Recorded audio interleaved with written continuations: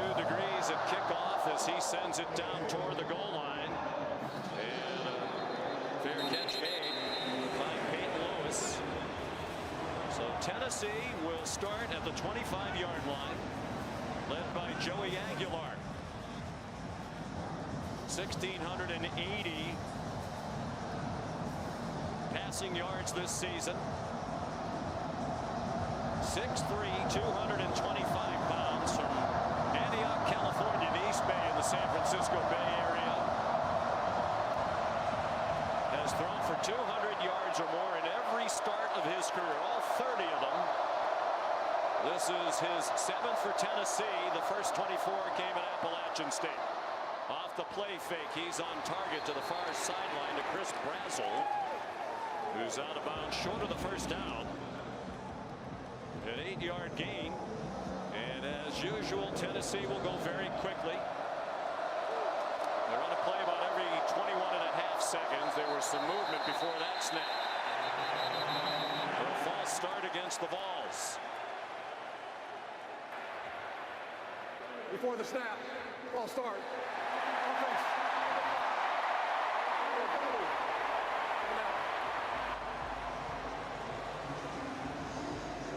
Like the entire left side of the offensive line just got a bit of an early start there, and communicating at the line of scrimmage with this hostile environment, a huge challenge for Joey Aguilar in this game.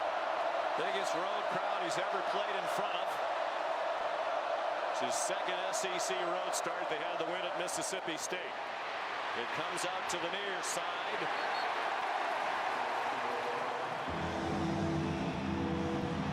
6-yard gain. Fabian Brown made the tackle on Mike Matthews.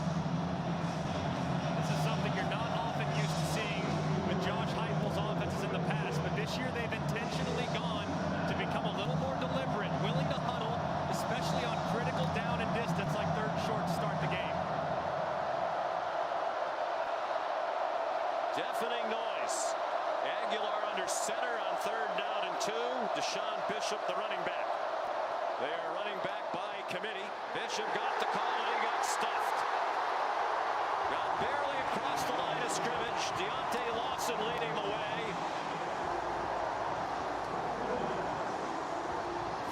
A great play by Deontay Lawson, anticipating the snap and shooting the gap right inside the left guard Umarov, dropping the back right behind the backfield. A terrific start for the Tide. James Smith there as well for Alabama. Here's Jackson Ross, the 26-year-old Australian, to punt. Cole Adams back deep for it. And it's a good punt, end over end, and driving Adams back inside the 15. And he slipped down inside the 10. 52-yard punt. That breeze was at the back of Ross. So here comes Alabama on offense. Very impressive numbers for Ty Simpson, particularly the 16 touchdown passes, which leads the conference to only 1 interception. What's been most impressive is command. How quickly he's anticipating throws, understanding what the defense is giving him, and having an answer for both pressure and coverage on every snap. It's the first time this year Tennessee did not score points on its opening possession. They had scored in all 6 games the first time they had the ball. Jam Miller dropped for a loss back at the 6-yard line. Bryson Eason up front for the Tennessee defense, which has struggled, giving up 29.3 points per game. Only Arkansas has yielded more points per game in the Southeastern Conference. And the numbers don't look good as far as points per game is concerned, for sure. The coverage has been a little spotty and they've been a little inconsistent up front, but they always seem to make plays behind the line of scrimmage. Getting Bama off schedule is a huge priority for Tennessee's defense. They play aggressively. They play for turnovers and tackles for a loss. They do give you a chance to make a big play against them. Quick slant. Simpson's pass incomplete. Colton Hood had the coverage on Isaiah Horton. These are the down and distances that Alabama has done such a great job of avoiding the last few weeks. They've been very good on 1st and 2nd down. The vast majority of their 3rd downs have been 3 or less. So behind the sticks is not comfortable for them. Simpson on 3rd and long in the end zone and in trouble. Gets rid of it, has a man open over the middle for a first down. Josh Cuevas. An 18-yard gain when it looked like they might sack Simpson for a safety. And a great job by Ty Simpson avoiding the initial rush, buying a little more time, and they just completely lose track of Cuevas over the middle of the field. And as a tight end, he is excellent yards after catch. He knows how far he has to go. He gets north and south, doesn't dance, and picks up a critical conversion.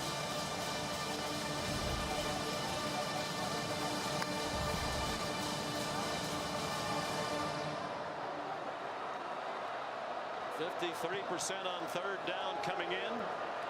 A very good number. Then they convert on 3rd and long. There's a flag down. Could be a free play. And the pass is over the head of Jeremy Bernard with Colton Hood in coverage again. Offside. Defense. Number 57. 5-yard penalty. Remains first down. I think the biggest change in this Alabama offense this year has been how good they are on 3rd down. Doesn't matter if it's 3rd and long, even if it's 4th and long, like 4th and 8 last week against Missouri. They have been so good. That's why they won the game at Missouri. That's why they won the game at Georgia. And they're off to a nice start against a good Tennessee front.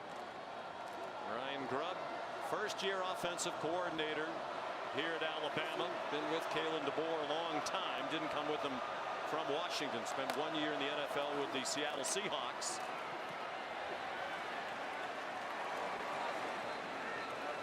Jam Miller tackled by Jackson Moy, senior, part of that defensive front for Tennessee. The transfer from Stanford, a 1-yard gain.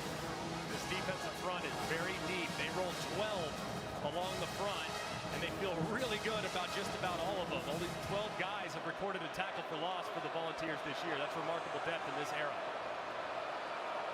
They have 26 sacks, second in the country. They come after Simpson, forced to pull it down. Throws, caught for another first down. Down near the 40-yard line. Larcier Brooks made the catch, the freshman from Millville, New Jersey. And this is something that's very important for Ty Simpson all day, is an aggressive pass rush with really good personnel.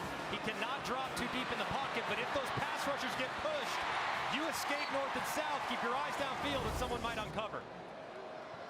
Kevin Riley, the running back now, as they line up in the pistol, and Riley shifted to the left hip of Simpson. Ty's a Tennessee native from Martin, Tennessee, in the northwest corner of the state. Short completion over the middle to Brooks again for 4 more. Tackled by Jalen McMurray.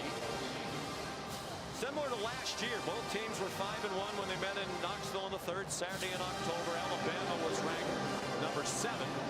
Tennessee was number 11, as the Vols are this year. Tonight, Alabama's number 6. The big difference coming into that game last year, Greg, Tennessee had not given up more than 19 points in a game. They were an excellent defensive team. This year, as we said, not anywhere near as good. It's mostly in the back end at corner where they've had some injuries. Jamad McCoy and Ricky Gibson, who would be starters. There's a deep ball and a catch over the shoulder by Ryan Williams to the 25 of Tennessee for 31 yards. And a thing of beauty here from Ryan Williams, timing his jump perfectly, tapping that toe just before he goes out of bounds, and that's got to be a great sign for the young sophomore who's had some ups and downs this year. He's dealt with a couple injuries, but they say he's finally healthy and in a position to create big plays again. And he did not have a catch last week in their win at Missouri for the first time in his career in 18 games. He has been banged up. They think he's healthier. Here's a trick play, and this one's going to go a long way. Williams turned the corner. Simpson out there trying to block for him. First and goal, tied at the 9-yard line. Man, this play took a long time to develop. You can see the late pitch, and there's nobody home. It's a very aggressive front that will over-pursue, so misdirection can be very helpful for the Tide's offense tonight. Briskly on the move. Jeremy Bernard to the 4-yard line.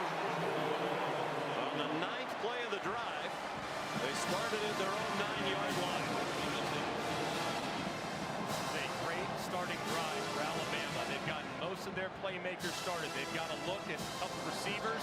Ryan Williams has already gotten going. It looks like Ty Simpson's seeing the field pretty well. J.M. Miller, the running back. Williams in motion again. Miller straight ahead. Still fighting. They're going to mark it back near the 2. For a 2-yard gain. Here comes 3rd down and goal. Midway through the first quarter. Knowing Kalen DeBoer's aggressiveness, he's one of the best in the country when it comes to allowing his offense to go for it on 4th down. And I would anticipate inside the 2, assuming no lost yardage here, is 2-down territory. 11th play of the drive. A balance of run and pass, 5 of each to this point. Bernard lines up, as does Cuevas. Now it's Cuevas who goes in motion. Simpson to the goal line. Touchdown! Isaiah Horton.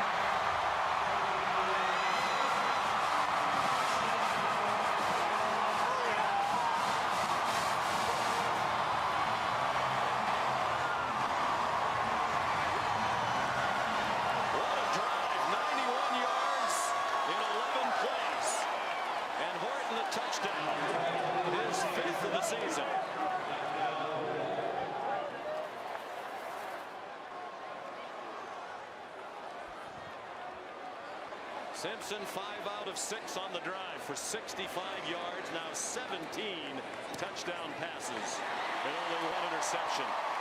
Connor Talty's extra point makes it 7-0.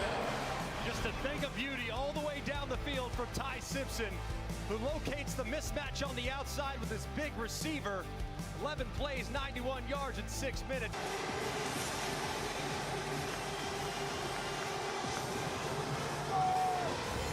Fast start for Alabama. Last week in Columbia, Missouri, their first 2 drives, both double digits in number of plays, both ending in touchdowns. And then their first possession tonight goes 91 yards for another TD.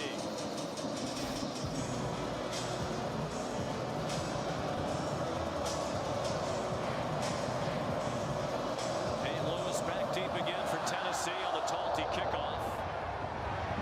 He's not going to try to bring that one back from about 2 yards deep. Take a look at the touchdown on the AT&T Connecticut. This is Ty Redmond. He's a freshman, talented young man, but it is moving fast for him. He's had some challenges in coverage and consistency this year. Ty Simpson recognizes the one-on-one against Isaiah Horton. It's a beautiful route by Horton. Very patient. Look at the timing. The ball is coming out as soon as Horton's getting out of his break, and Ty Simpson wore one on the back of it too. So good job there by the quarterback, getting it out before the rush could get home. Dominic Bailey with a hit that was almost late. After failing to score on their first possession for the first time this year, here's Joey Aguilar and the Volunteers. Out of a tight formation, he's going to go down. Back inside the 15-yard line. Yance Pierre for Alabama. Just a great rush here by Pierre as they work inside. He's going to get matched up with the left guard, Moy. He just runs right through him and drops Aguilar. They haven't had many sacks, just their 10th as a team. Loss of 9, they marked it on the 16-yard line. Quick throw by Joey Aguilar. Chris Brazel to run after the catch. And he's out of bounds. Across the 25, they'll give him the 27. For a gain of 11, but they still need 8 more on 3rd down. The protection needs to be good. This offensive line for Tennessee has been outstanding all season long. To see some vulnerabilities early, it's a bit of a surprise, but on obvious passing situation, no Bama's pinning their ears back.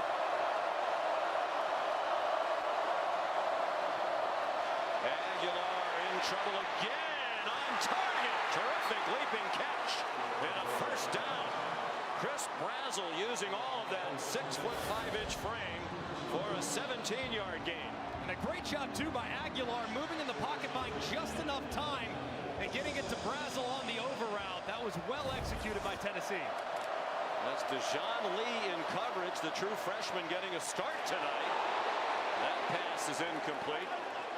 And Ray Hubbard almost laid out the intended receiver, Mike Matthews. Dangerous throw in terms of the well-being of the receiver. And that's one thing Alabama's defense does such a great job of. Kane Womack is a master of disguise, and Ray Hubbard, his safety, has great instincts. That time he nearly baited Aguilar into throwing it right to him, or a near blow up on the side.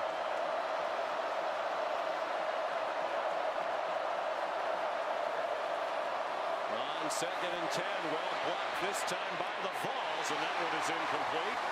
Trying to get it to Braylon Staley.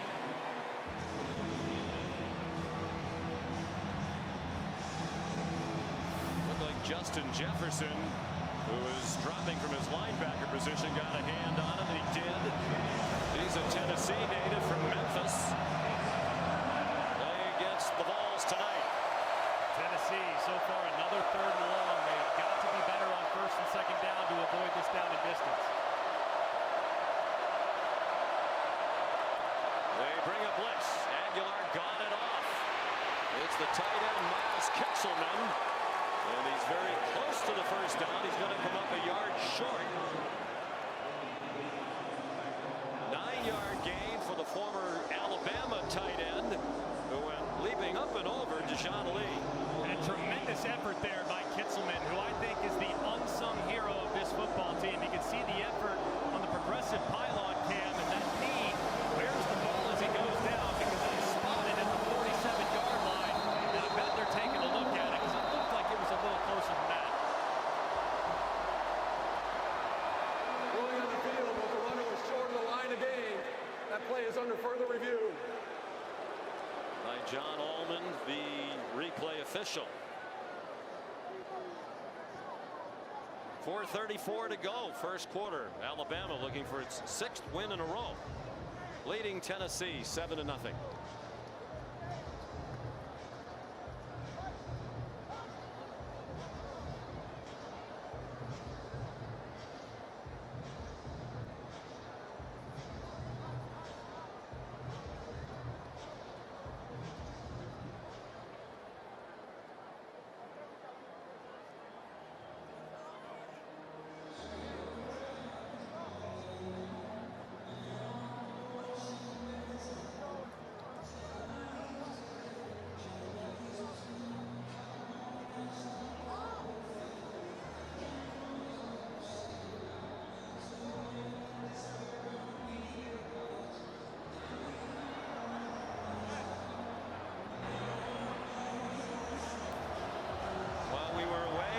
Booth confirmed that it was a good spot on the last play. Kitzelman's foot out of bounds. The ball not quite to the line to gain, which is the 46. They're about a foot and a half short. Josh Heupel's going for it on 4th down. Crowded backfield. Kitzelman has the 1st down. They're now 4 for 4 on 4th down this season. The only team in the FBS that's perfect on 4th down, but 4 attempts is very few. It's amazing, and if you look at their go, no-go percentages, they are 136th in college football. Just 11% of the time when they have that decision to be made, they decide to go for it plus territory. 4 attempts on 4th down is also the fewest in FBS. Again, crowded around Aguilar, who hands it off to Bishop. They got pulled down for no gain, maybe a half yard. Bishop, part of running back by committee. Redshirt sophomore from Knoxville, came as a preferred walk-on, despite the fact that he had a prolific high school career, twice Mr. Football in Tennessee. Now on scholarship. Play action pass, Joey Aguilar, man open. And a lunging catch as he inbounds. For the moment, they're saying yes. Brazel another catch using that long frame. There's a flag down near side, back near the line of scrimmage. Now for player downfield, number 14. Here's coming up. 5-yard penalty. 2nd down. Braylon Staley. And it's pretty close, as you can see right here. Staley's right on the end of the line of scrimmage, but you have to check in with the linesman. Looks like he never got off the ball Therefore, he was covered up by Matthews, who was just outside to his left. So that's kind of on the quarterback and the wide receiver to check in and make sure that you confirm that you're off the ball. So big missed opportunity there for Tennessee. Wipes out a 17-yard gain. Aguilar on target. Staley the catch of a 6-catch performance last week in their win against Arkansas that went for a career high 109 yards receiving. Staley, I think, is bound to emerge at some point here in the next couple games. Still a young receiver, but very gifted. And on third down, the guy that they've utilized mostly in these situations is Kitselman, their tight end. He was lined up to Aguilar's left. He looked in that direction. He gets sacked again by Pierre. Way back at the 46-yard line of Tennessee.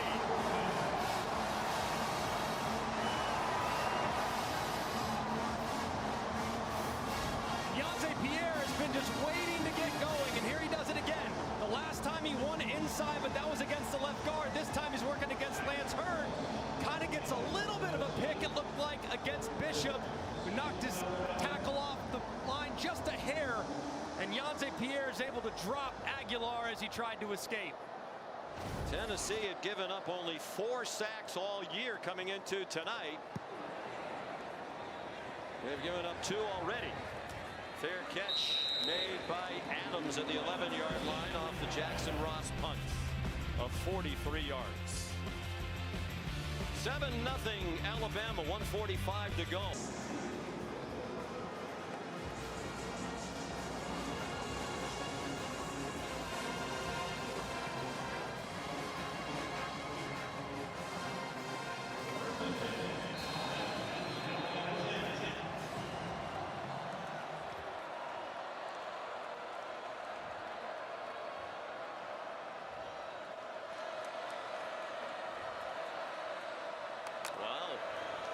Congrats. Alex spent some time here in the Alabama program. Long throw, good catch.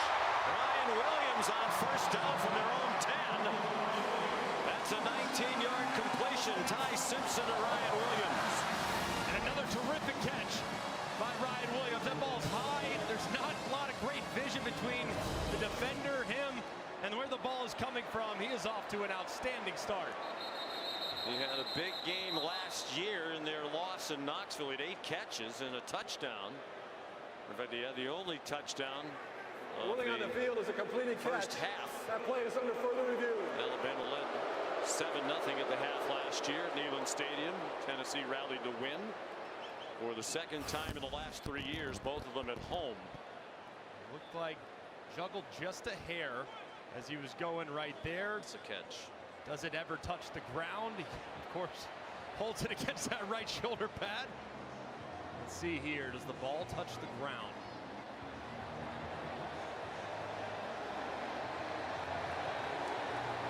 Well, let's bring in our rules expert, longtime Southeastern Conference referee Matt Austin. Matt, what do you think?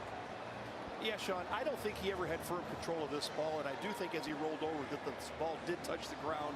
I think this is going to be ruled an incomplete pass. Yeah, I see what you're saying. Kind of bobbles it there, and right there you have to survive the ground all the way through and maintain firm control. Well, where does he lose it, Matt, as we're looking at it? I mean, the ball disappears from that shot. That's where he hits the ground. But is it not wedged up against his bicep or shoulder? Well, it's wedged between the part of his hand and his helmet, and that does not constitute firm control, in my opinion. So I do think they'll overrule this.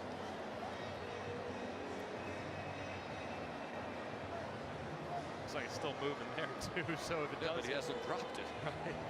I think it's a tough one, especially when the call on the field was a catch. So hard with some of these no catch circumstances. It did look like the nose of the football touched the ground, but it's up to the judges as to whether or not it is firm control. Matt thinks no. Sean, you think yes? Well, I don't think yes necessarily. I just don't see the ball ever really come free or hit the ground when it doesn't look like it's attached to his body. Of course, this process takes a while. It is collaborative with the conference. After further review, the ruling on the field is upheld. the original call, partly because there's no indisputable evidence beyond all doubt to overturn. And we have a first time. It's the first time I disagree with Matt, and I was right. Attaboy, Sean. I wasn't necessarily right. The replay people agreed with me, which is also a first, I believe. Hey, we're getting somewhere.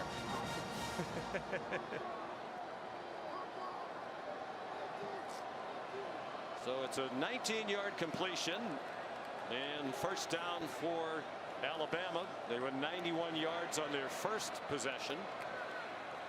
This one started at the 10. It's a screen. Jam Miller could not escape the tackle at the 34-yard line. A 5-yard gain. Here's Molly McGrath.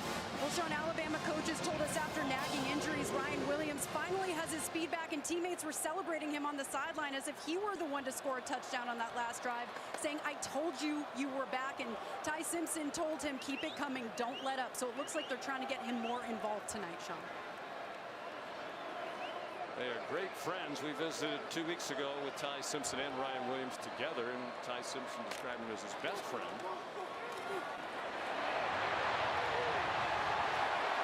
Miller did well to get close to the first down marker on what will likely be the last play of the first quarter. They're going to mark him just shy with a 4-yard gain. It'll be 3rd and 1 when the second. They took a look at the final play of the first quarter, moved the ball. Jam Miller did get enough for the first down. And now before the first snap of the second quarter, there's a false start. Offense, number 1. 5-yard penalty. Against Isaiah Horton, who scored the only touchdown of this game. It's the first Alabama penalty. Tennessee's been assessed 3.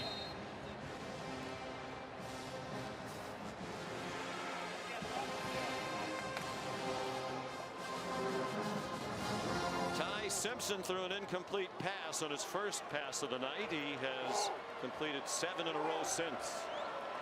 They go out of the pistol with Miller, the running back, and Tennessee showing blitz.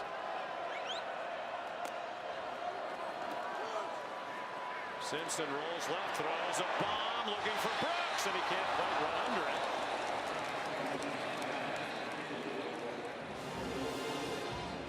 On return, Ty had the coverage.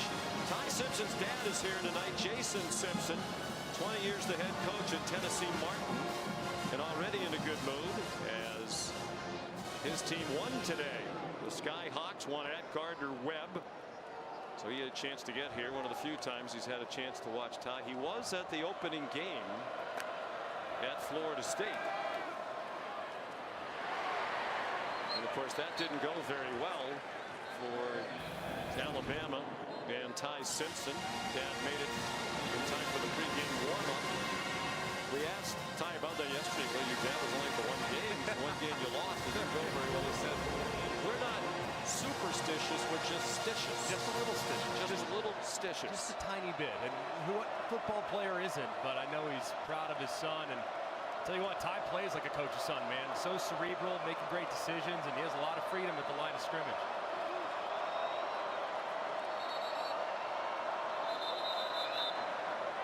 Timeout called by Ty Simpson. First charge timeout. Alabama.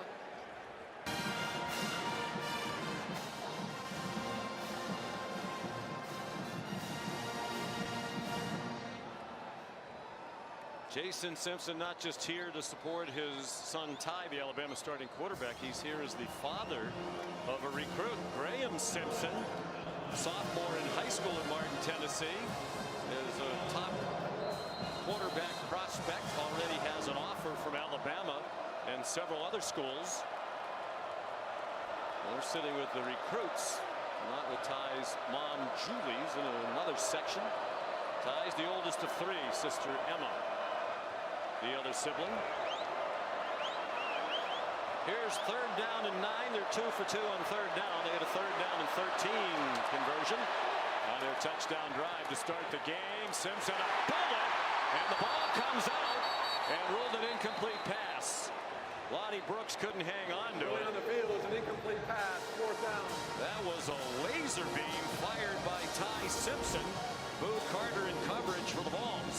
Man, did he throw that thing with a lot of velocity. And Lonnie Brooks is a little bit behind him, pulled it in, thought he might have secured it, where Horton was able to jump down. Thought it might be a fumble initially. I'm sure they're taking a look at it.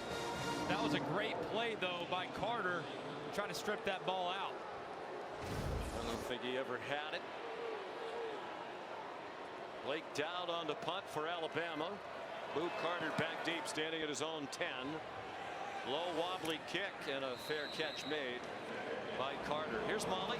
Well, Sean, you mentioned quarterback Ty Simpson's dad, Jason, the head coach at UT Martin, and he admitted to us before the game he tried to keep things moving in their win today so he could attend his son's game. They ran the ball more, over 240 yards. He didn't challenge a couple penalties, and thanks to NIL, Ty had a plane waiting for dad the second after this one went final. And you saw that embrace pregame. He told Ty, catch every snap, do the little things well, always coaching up his son, Sean. And you can tell when you talk to Ty, he's the son of a coach, a very good coach. Won 5 Ohio Valley Conference championships, most of them in recent years. There's first down for Joey Aguilar in the Vols, and the catch made after a 9-yard gain by Braylon Staley. How about our visit 2 weeks ago with Ty Simpson? We asked him, did you ever think about going to UT Martin, playing for your dad? He said, no, my dad said, I'm not coachable. Still intending to try, though, today before the game. There's a first down pickup and a tough run by Peyton Lewis. Out to the 42. He got them some tough yards last week in that win against Arkansas. Scored a couple of touchdowns from down near the goal line. Picked up a late first down as they were protecting the lead. He got 11 there. That's really the identity of this Tennessee offense. Everyone thinks about the big plays, but it starts with the run game. They need to get it going so they can avoid the 3rd and longs. They rushed for 264 last week in their win over the Hogs. Lewis out near midfield with a 6-yard gain. Tennessee came into tonight, and they've been one of the highest scoring teams in the country all 5 years under Josh Heupel, having scored at least 34 points in every game this season. The only other team to do that was Texas Tech, and as Kevin Nagandi just showed you, they did not reach 34 in their loss at Arizona State tonight. Aguilar on target. And Mike Matthews the first down on a beautiful throw. Out of bounds at the 34 with 18 on that play. And that's a throw right there that I don't think they had in the offense last year. I mean, that is a field side comeback, circus route, 15 yards downfield from the opposite hash. They just didn't trust Nico Iamaleava to make that throw, but they love Joey Aguilar's arm, and that's a big reason why he's wearing the orange and white. He's definitely more consistently accurate than Nico was. Lewis, the ball carrier again. Sophomore from Salem, Virginia, got 2. One thing with this offense, this is called the fringe part of the red zone. Traditionally, the red zone starts at the 20-yard line, but in an offense that's built on creating explosives, this is, in many ways, the red zone extended. So they love on 2nd down to go heavy play action and try to take a shot. So Alabama needs to keep their antenna up.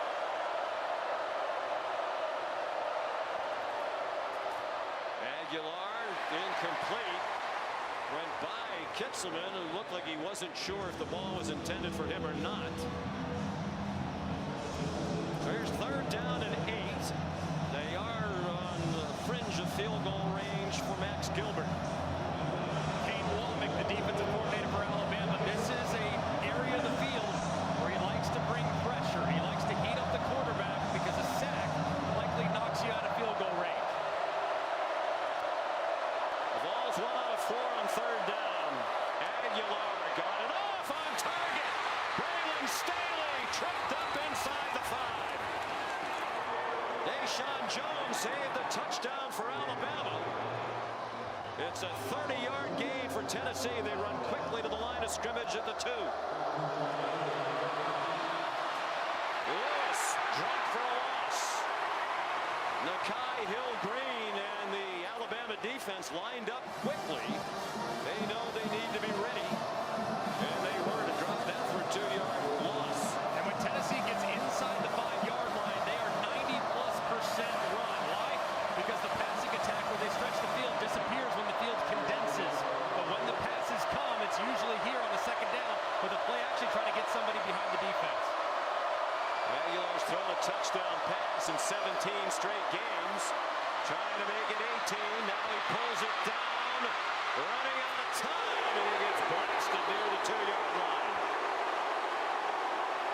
Justin Jefferson there for Alabama. This is the loudest section on the field. Right in front of the student section, you're about 15 yards away. Have to make sure you communicate here because false start or lost yardage takes away the ability to go for it on fourth down if you want.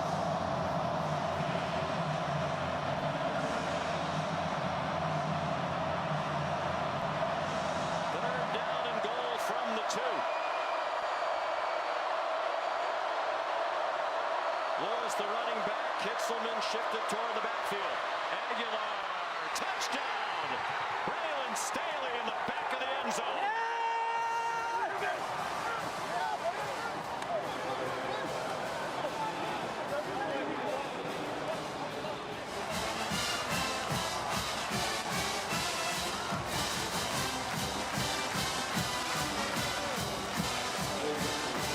Staley's third touchdown catch of the year. Redshirt freshman from Aiken, South Carolina.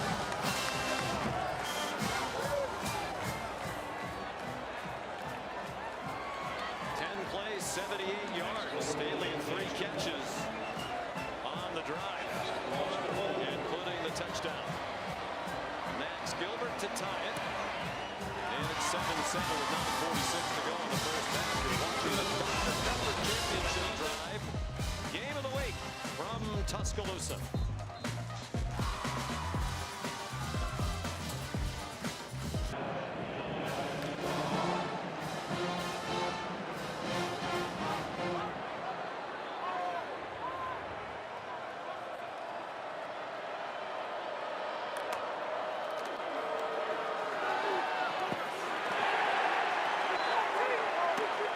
Dropped for a loss by Jeremiah Thielander. Here's Molly. Well, Sean, Tennessee quarterback Joey Aguilar took a hard hit on that last drive, and athletic training staff rushed over to him when he was on the sideline, and they were looking at the back of his neck. They still are. He tried to move his neck around and was in visible discomfort.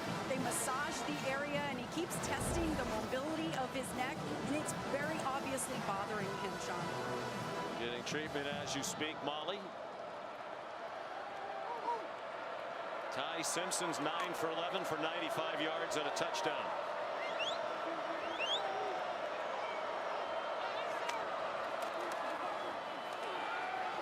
Riley again, nothing doing. Joshua Josephs, the outstanding defensive end. They call it the Leo position, hybrid of a defensive end and an outside linebacker. This group for Tennessee along the defensive line is so good at gap penetrating. Now, that aggressiveness can sometimes come back to bite you because you might get out of position from time to time. But when they win inside against an offensive lineman, they almost always drop the back behind the line of scrimmage to set up long yardage situations. Tim Banks is the coordinator. They've had 446 tackles for a loss since 2021. That is most in the Southeastern Conference. They have talent up front, and they attack. Schematically, Simpson incomplete. Intended for Brooks. There's Banks on the right of your screen. Jalen McMurray was in coverage for Coach Banks. And that was an excellent 3-play sequence for Tim Banks and this Tennessee defense. The offense gives them life. They've now tied the game, quieted the crowd just a bit. You force an immediate 3 and out. And all 3 plays played right into the strength of Tennessee. Negative yardage plays on first and second down, forcing long yardage third down. Blake Dowd, the first-year punter. Boo Carter's back for it. He signals for a fair catch and makes it inside the 20. In that huddle.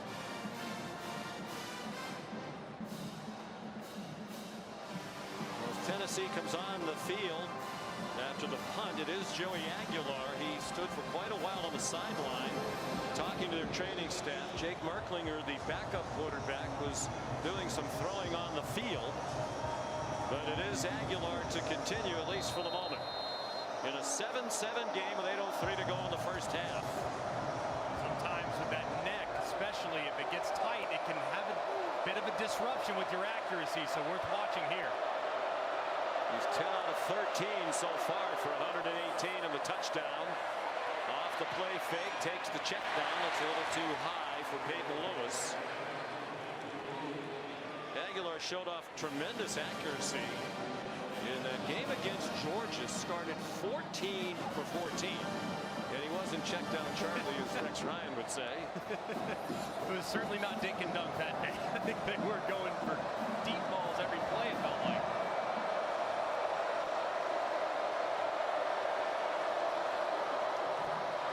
Sends it out very wide to Brazel, who got knocked down short of the line to gain. There's a flag down. 8 yards if it stands. Jeff Heiser talking to the side judge, Glenn Fusick. And he just indicated offensive pass interference. Pass interference. Offense. That would be half the distance to go. Replay the down. Josh Heupel doesn't like it. Saw he and Kalen DeBoer both hail from South Dakota. And they're looking here at Staley, who just had the touchdown a moment ago. He engages in contact there with the wide receiver, and the wide receiver is a little bit further downfield. So if he's behind the line of scrimmage, you can do something like that. But because he's a little bit beyond that initiation of contact before they catch it, you cannot initiate that contact before. Matt Austin concurred that it was a good call. Brings the ball back to the 9-yard line. Second down and 19 midway through the second quarter. Aguilar stumbles in the end zone. Got rid of the ball. For the moment, it's a free ball. And the officials are marking it down at the 1. And Alabama's in possession of it. It looked like he didn't get it past the line of scrimmage. He didn't get out the tackle box, and there's no intended receiver in the area. It might be a safety. Yeah, it's going to be intentional grounding in the end zone and a safety. Because the foul happened in the intent, results in a safety.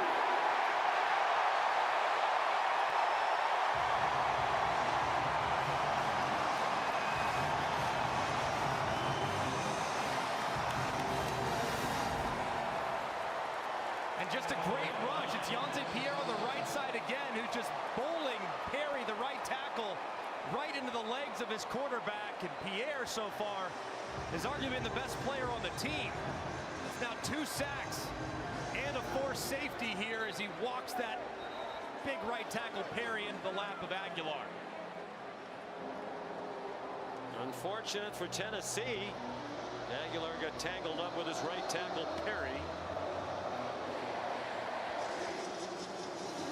The offensive line play has been excellent coming in. They lost 4 starters from a year ago. For the new offensive line, coaches were raving about what a good job they've done. As we said earlier, they've given up only 4 sacks all year. 8th fewest in the country, tied with Vandy for the fewest in the SEC starting today. And you mentioned Yonte Pierre. Number 7 is now number 47. Quay Rousseau injured. Jamarian Latham injured. And for the most part, Pierre was waiting behind them. We talked to the coaches 2 weeks ago. They said, you know what? Pierre's really good. Yeah. And this is his first multi-sack game of his career. Redshirt sophomore from Yall, Alabama. First of many. I mean, this young man's got a lot of juice off the edge and has the length. I mean, he looks like a prototypical edge rusher that we've seen in crimson and white for a number of years. So the free kick comes from the 20, Turbeville. And Laxier Brooks from the 15. And he reached the 31-yard line. Tackled by Trey Poteet. So far for Alabama, the run game really hasn't been there. Jam Miller's averaging just 1 yard per carry. Kevin Riley, his 2 carries have gone for -2. The only guy with anything going on the ground is Ryan Williams, and that was on a big reverse. So at some point, Ryan Grubb is going to have to find some movement up front in the run game to take the pressure off the pass. Very impressive opening drive. 2 punts since. They shift back into the pistol with Jam Miller behind Ty Simpson.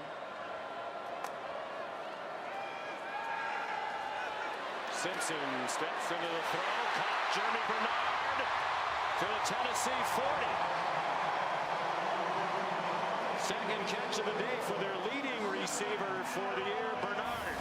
And this is a really decisive throw here from Ty Simpson. Off play action, big dagger concept to Bernard, working underneath the linebacker T-Lander, and the ball is perfectly on target. We told you in the open that Ty Simpson's among the best quarterbacks in college football, working the middle of the field, particularly between the hashes, and the Simpson family, his dad Jason, loving what they just saw. And Graham sure looks an awful lot like his older brother Ty. Are we sure that that's not Ty and Graham's actually playing? Do we know that for sure? Here comes a blitz. Simpson too high. Happy just to get rid of it, with Caleb Herring putting the pressure on. Bernard couldn't rescue the throw.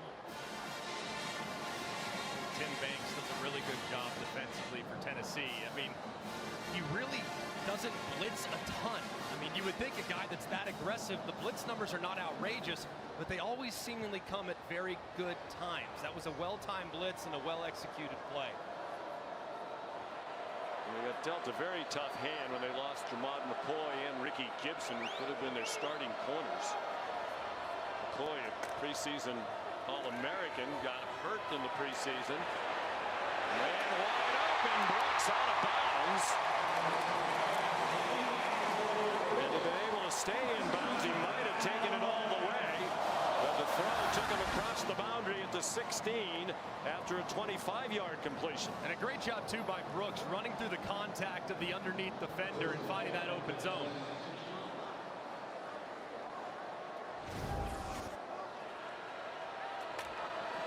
Brian Williams went in motion. Designed run for Simpson, who was considered a dual threat quarterback coming out of high school in the class of 2022. Martin, Tennessee. Bo Carter made the tackle. Matter of fact, he was the #2 ranked dual threat quarterback in that class, behind only Cade Klubnik, who went to Clemson.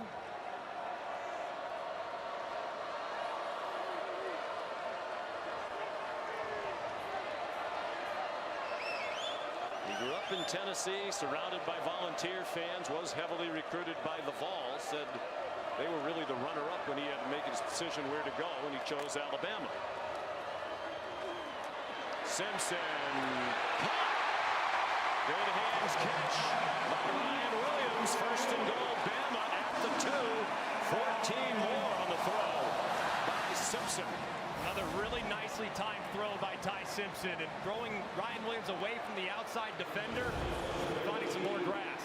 3 catches, 64 for Williams after he was shut out last week at Mizzou. Jam Miller inside the 1-yard line. Simpson's velocity looks fast even in slow motion replays. He can really rip the ball, man, and that's something I don't think a lot of people knew about. I mean, knew he had a lot of talent, but the velocity on the ball is something that's kind of blown everybody away, and I think a lot of it has to do with the confidence that he's playing with. When he releases the ball, he knows where it's going, so he can put a lot of juice on it every time he throws. There's his mom, Julie, looking on anxiously. Second and goal. Simpson under center. Cuevas the move man. The pitch back to Miller for a walk-in touchdown.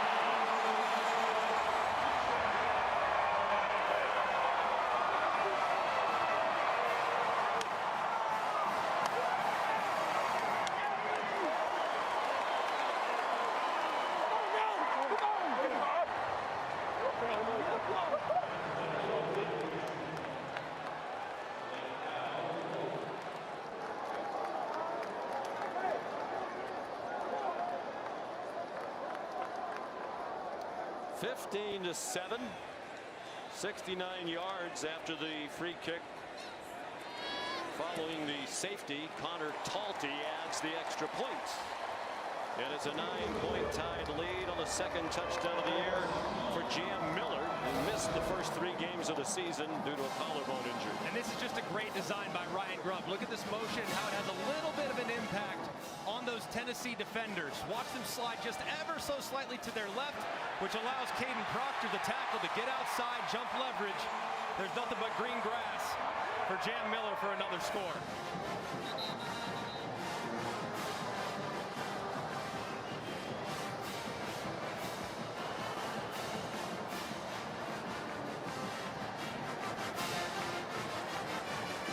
Jackson family.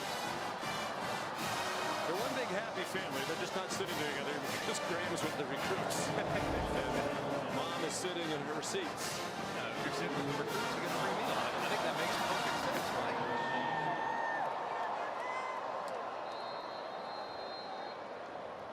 Talon DeBoer and the Tide looking for their 6th win in a row.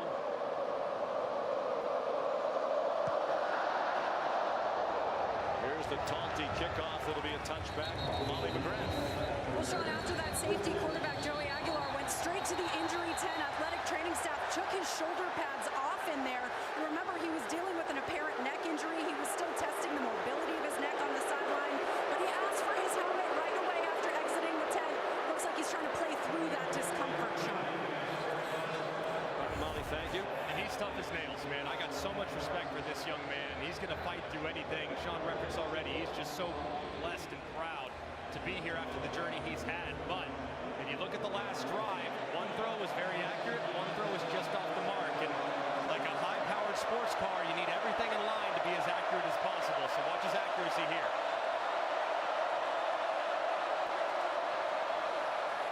They come out with a run, and it works very well. Star Thomas out to the 44 with a 19-yard pickup on his first carry of the night. This run game for Tennessee is so difficult to defend with the pullers. Now Aguilar play fake. He pulls it down and runs ahead. And now a flag down on the tackle.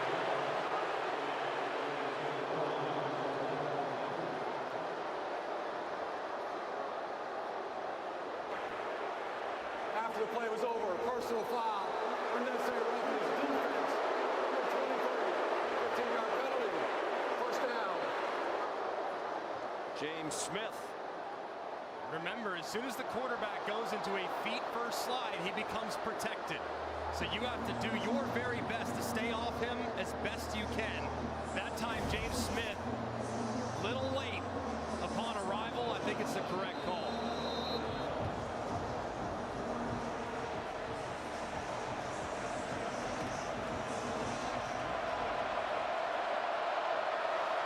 You'll notice if you watch Tennessee over the years, they don't go consistently at the blistering tempo of years gone by, and that's by design. There's a flag before the snap. Heupel's going to be irate because the umpire signaled false start when it looked like a defender might have jumped in the neutral zone. I'm sure that's what he's trying to argue right now.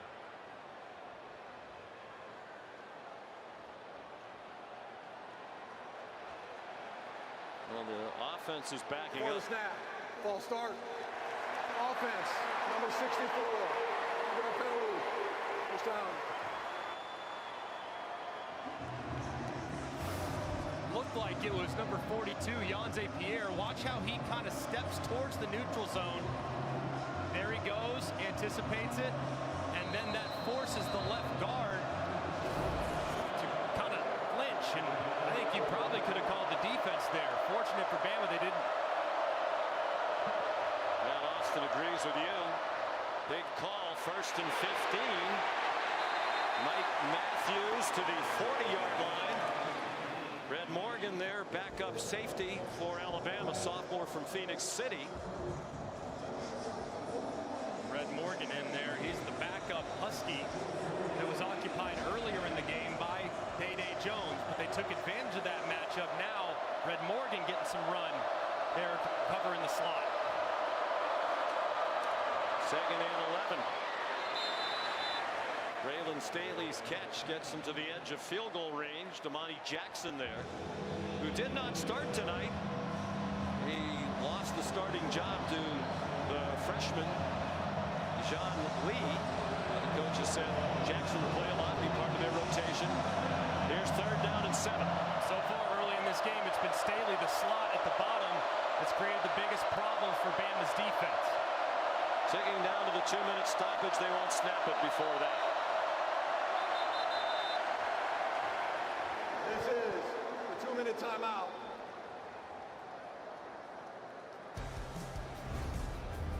Two minutes to go in the half. presence on. It's the third Saturday in October. That's the date on which these two teams have met every year since 1939. Alabama's won the last 10 played here. And they lead this one 16-7 at the 2-minute timeout. 3rd and 10 Tennessee at the tied 36. Keep an eye on Staley in the slot at the bottom. He's been the biggest problem for Bama's defense so far. It's a middle screen. And they're short of the first down by 2 yards. The tight end, Miles Kitselman, who's now played in 2 games for each team in this rivalry. The first 2 at Alabama and the last 2 years for Tennessee. Please reset the game clock. It'll be 4th down and 2. And a timeout call. We'll see what Josh Heupel elects to do. I would assume, Greg, that he will go for it, although as we chronicled earlier, he's only gone for 4 4th downs all season, including 1 tonight. Yeah, but I think at this point you're acknowledging that Alabama's offense is going to be tough to stop throughout the course of the game. They've played well against the run, but the back end remains a bit of a challenge, especially with those wide receivers and the reemergence of Ryan Williams. So I think knowing that 7s are going to win this game, not 3s, I totally endorse going forward here on 4th and 2. And a compelling game, 2 5-1 teams. Alabama 3-0, not even to the halfway point of the conference schedule, and yet only one other undefeated team in the conference, and that's Texas A&M. After Ole Miss went down in that classic at Georgia today. They are going for it on 4th down and 2. From the 31, they are in field goal range. Star Thomas is the running back. On the right hip of Aguilar. Pressure right up the middle. Aguilar got it off. Caught. First down. Miles Kitselman. They came after Aguilar. Plenty of poise to complete the pass. And a great job by Aguilar, knowing the all-out pressure is coming from Alabama's defense. He knows he can't block them all, so he's got to beat the unblocked defender Deontay Lawson with the throw. He does so accurately, and it's a big 4th down conversion. Please reset the game clock to 1 minute, 49 seconds. Please set the play clock at 40. We'll start on my signal. Kane Womack, the defensive coordinator, has to be pleased with what they've done so far. They've held the leading scoring team in the country to just 7 points.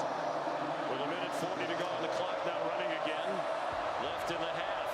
No need for Tennessee to be in a huge hurry, especially considering how good Alabama's been stealing points before the half. Aguilar, and it's broken up. Well played by Red Morgan, who had the coverage on Braylon Staley.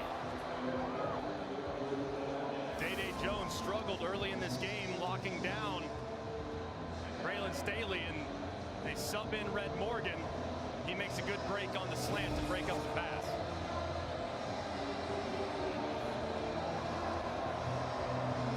Second and 10.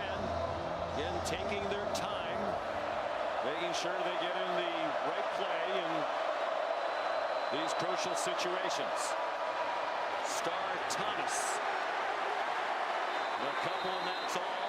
Driven back by Nakai Hill-Green. Playing for his 4th school in the last 4 years. Last time there was a 3rd and long situation, Alabama decided to bring all-out pressure, and you saw Aguilar beat it with the throw. Will they bring the heat again, or will they show blitz and then drop out?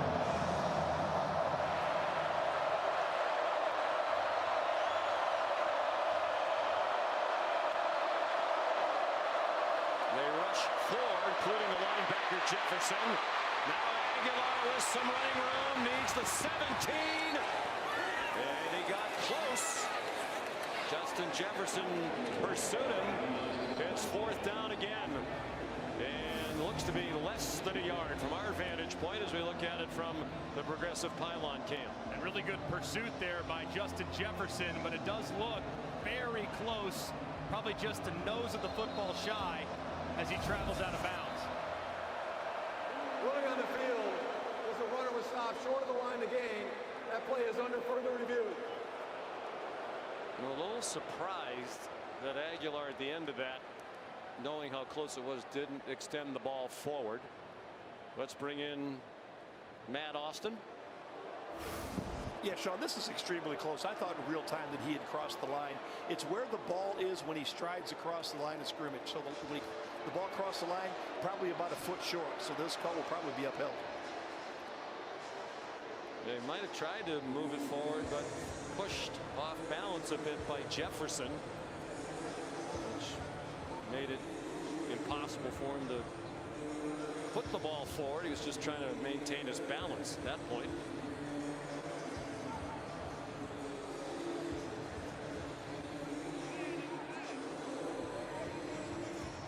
He is fun to watch. 24-year-old Joey Aguilar. Perhaps you saw the feature on game day. No offers out of high school in the San Francisco Bay Area. Went to City College of San Francisco. We redshirted for a year. 90-minute train ride on the Bay Area Rapid Transit, back and forth every day. Then they didn't have a season in 2020 because of COVID. He thought that might be it for football. He was thinking about becoming a firefighter. Friends and family convinced him to take one more shot at football, so he went to Diablo Valley Community College, a little closer to home. Fared well, wound up at App State, 2 years the starter there. Was going to go to UCLA out of the portal, was at UCLA in fact. Here comes the verdict from Jeff Heaser. After further review, the runner is short of the line to gain. It will be 4th down. So he goes to UCLA. He thinks he's going to be the starting quarterback. Tennessee has a very nasty divorce with Nico Iamaleava, who apparently wanted more money in NIL. Tennessee were not doing that. Maliava goes to UCLA. Now Aguilar doesn't have a starting job. Tennessee needs a quarterback. They knew very little about Joey, but it's a marriage that worked out very well. And Joey Halsley, the offensive coordinator, said, I talked to everybody that ever worked with them. Everyone could not sing his praises more. They really did their homework, and they got a good one in Aguilar. There's another 4th down, 2 for 2 tonight. This is inches. And they hand it off to the tailback for a 1st down, Deshaun Bishop. Now Tennessee needs to start picking up the pace just a little bit. That's Jose Aguilar, Joey's dad, here tonight from Antioch, California. And Josh Heupel is using his first timeout. He might have wanted a few more seconds back on the clock. Stay tuned for the Capital One halftime report. Kevin and Booger standing by. It's been a very eventful day, particularly here in the SEC.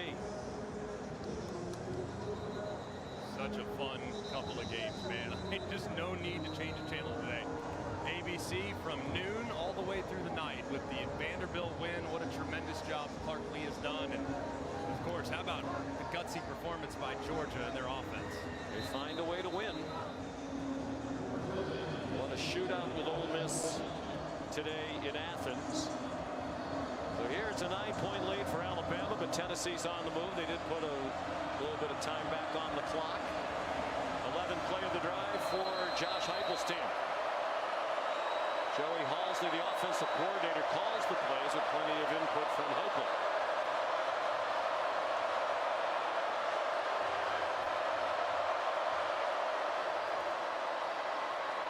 Aguilar to the end zone. Incomplete, trying to get it to Brazel. Fabian Brown had the coverage. This is the part of the field for Tennessee where it does get a little bit difficult. They're a little limited with their playbook because of how much of it works vertical, and quite a bit of contact there on the outside in the attempted jump ball to Brazel. That is a lot of contact, but not flagged. They do have some success with as they fake that run inside, and they get Staley, their outstanding slot receiver, breaking to the inside, but Alabama's countering that with a safety over the top. They try to surprise them with a run. Deshaun Bishop down to the 5-yard line. Where the clock's running, they do have 2 timeouts. Josh Heupel electing not to use one here. 8-yard gain, 3rd down and 2. They run it again. And now they need to use the timeout as Bishop Bishop gets the first down. Stopped by Bray Hubbard. One timeout left for the Vols with 11 seconds to go in the half.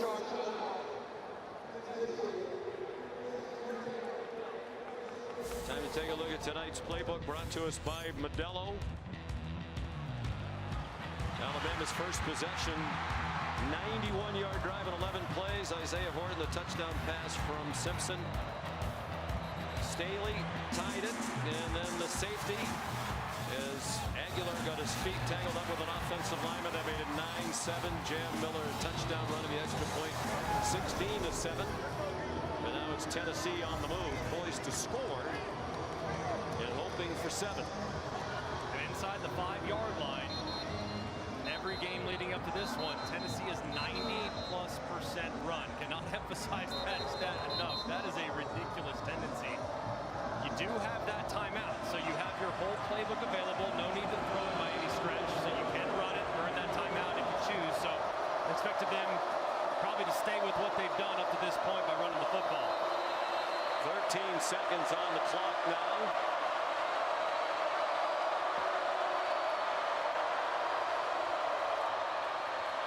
They try Bishop again. He didn't get there. And now they're going to have to use their last timeout with 9 seconds to go. Third and final timeout.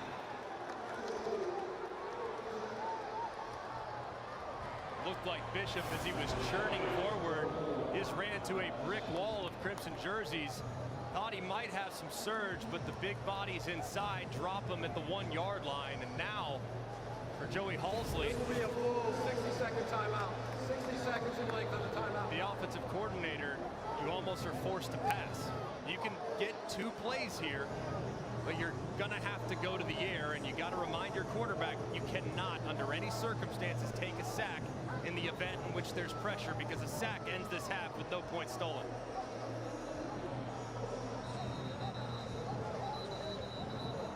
Such a well-coached team on offense, highest scoring team in the country in the 5 years under Heupel. Halsley, the offensive coordinator, the last few. Changed it up in the offseason, visited with some NFL teams, put some more shifts and motions into their offense to try to free people up to get open. 15th play of the drive. Second and goal from the 1.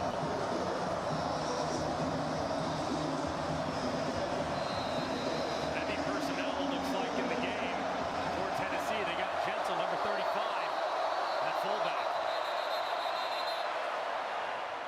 Third and final timeout. Alabama. Called by Alabama. 30 seconds in length. So each team out of timeouts in this matchup of 2 South Dakota natives. The only 2 head coaches in FBS out of the 134 from South Dakota. Josh hails from Aberdeen, and Kalen DeBoer about 96 miles away down Highway 12 from Millbank, South Dakota. 2 of the very best coaches in the country. Just a fascinating game of cat and mouse here between the 2 as well. Kalen taking that time out a moment ago because it was a run first personnel. They had a bunch of big bodies, very few defensive backs, and the anticipation here from Tennessee is to throw it knowing they have no timeouts remaining.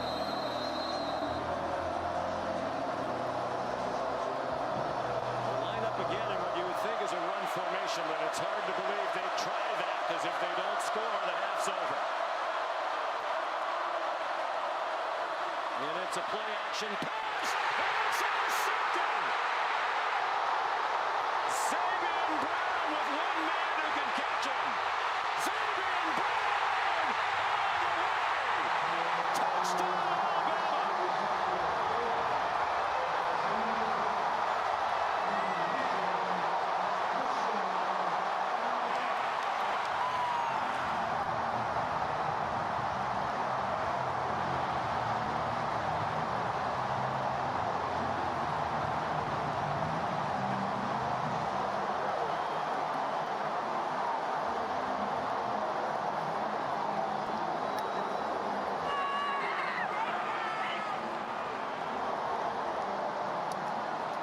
Shocking turn of events on the final play of the half.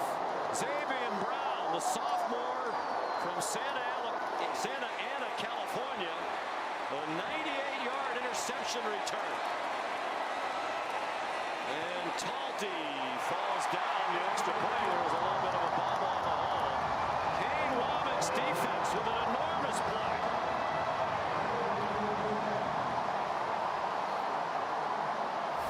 And what a moment. Spider 2-wide banana. Piece of cake, you know exactly what's coming, but what's most impressive is Xavier Brown's discipline. Right here, eyes are in the backfield the entire way. He sees the ball coming out of Aguilar's hand, is thrown behind. You cannot miss that throw inside under any circumstances. Airmail it high and away because the defenders are running right underneath it. Brown grabs it, takes it to the crib, and a massive, massive moment for the Crimson Tide.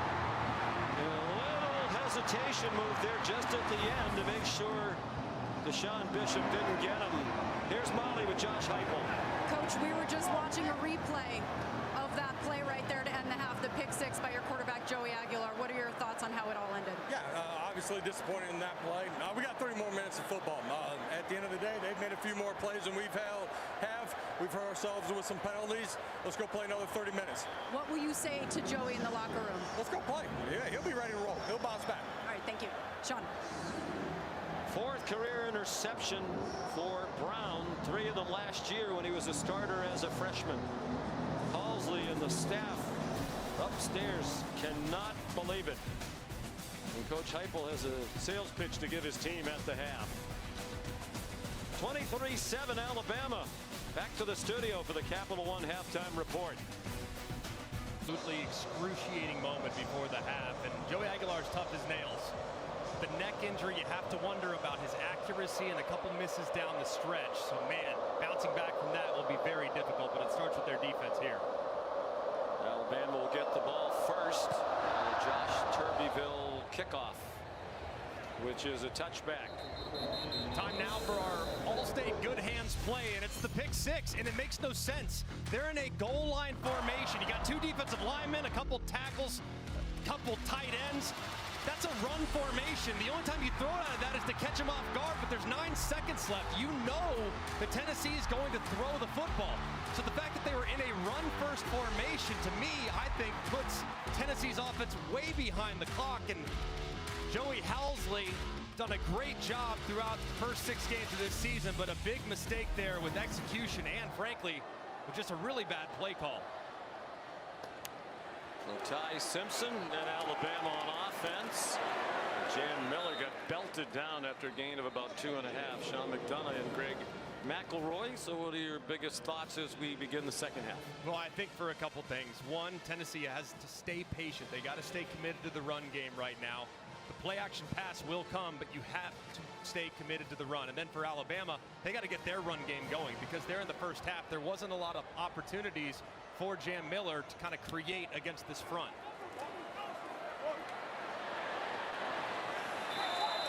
Miller dropped for a loss. Here's Molly McGrath. Well, Alabama head coach Kalen DeBoer told me there was great energy in the locker room after that pick six to end the half. He said, we are a better team when our energy is high, and he told his team to hold on to that momentum, stressing the importance of scoring on this first offensive possession. But like Greg said, DeBoer stressed we can be better offensively. We want more domination in the run game. And the message among players in the locker room was finish this. Don't let them come crawling back. Remember, quarterback Ty Simpson criticized his team for their inability to finish games, guys. And neither team has run it well. Alabama has just 23 yards rushing, but that's really been the case all season long.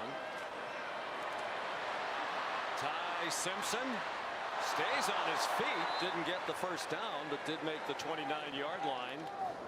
It'll be 4th down and 6 after a 7-yard gain. Jordan Ross made sure Simpson didn't get the first down. Great opening drive there for Tennessee's defense, and just trying to get some of that momentum back that they were starting to create at the end of the half.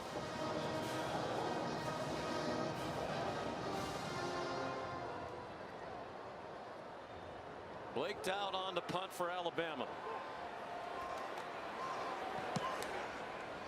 Not a very good one.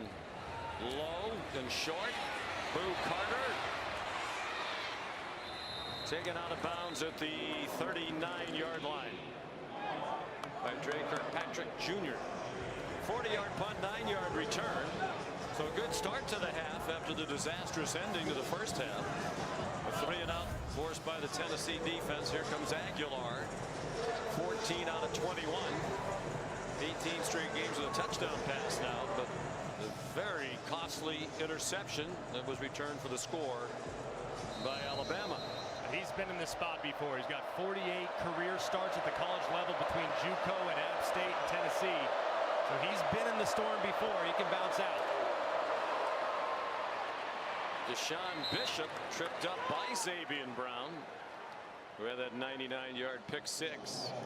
Brown started every game last year as a freshman. Did have one touchdown last year on a fumble return for a score against Mercer.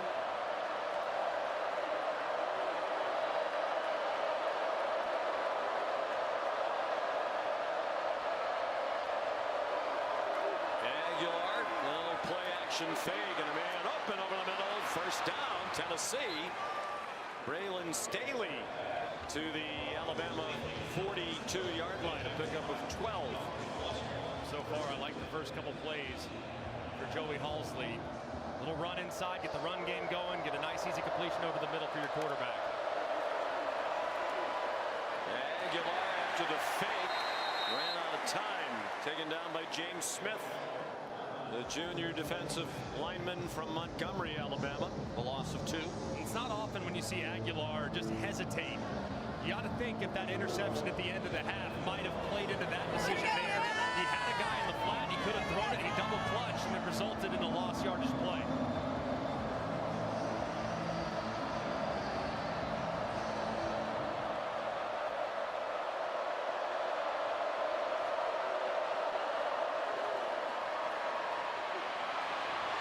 Bishop, nice cut. Deshaun Bishop might go the distance. Touchdown, Tennessee.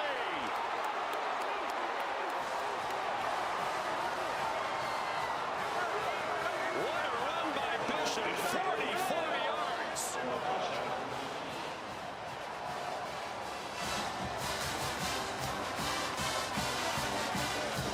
what a response to that calamity at the end of the first half. A 3-and-out on defense and a quick score when they get the ball back.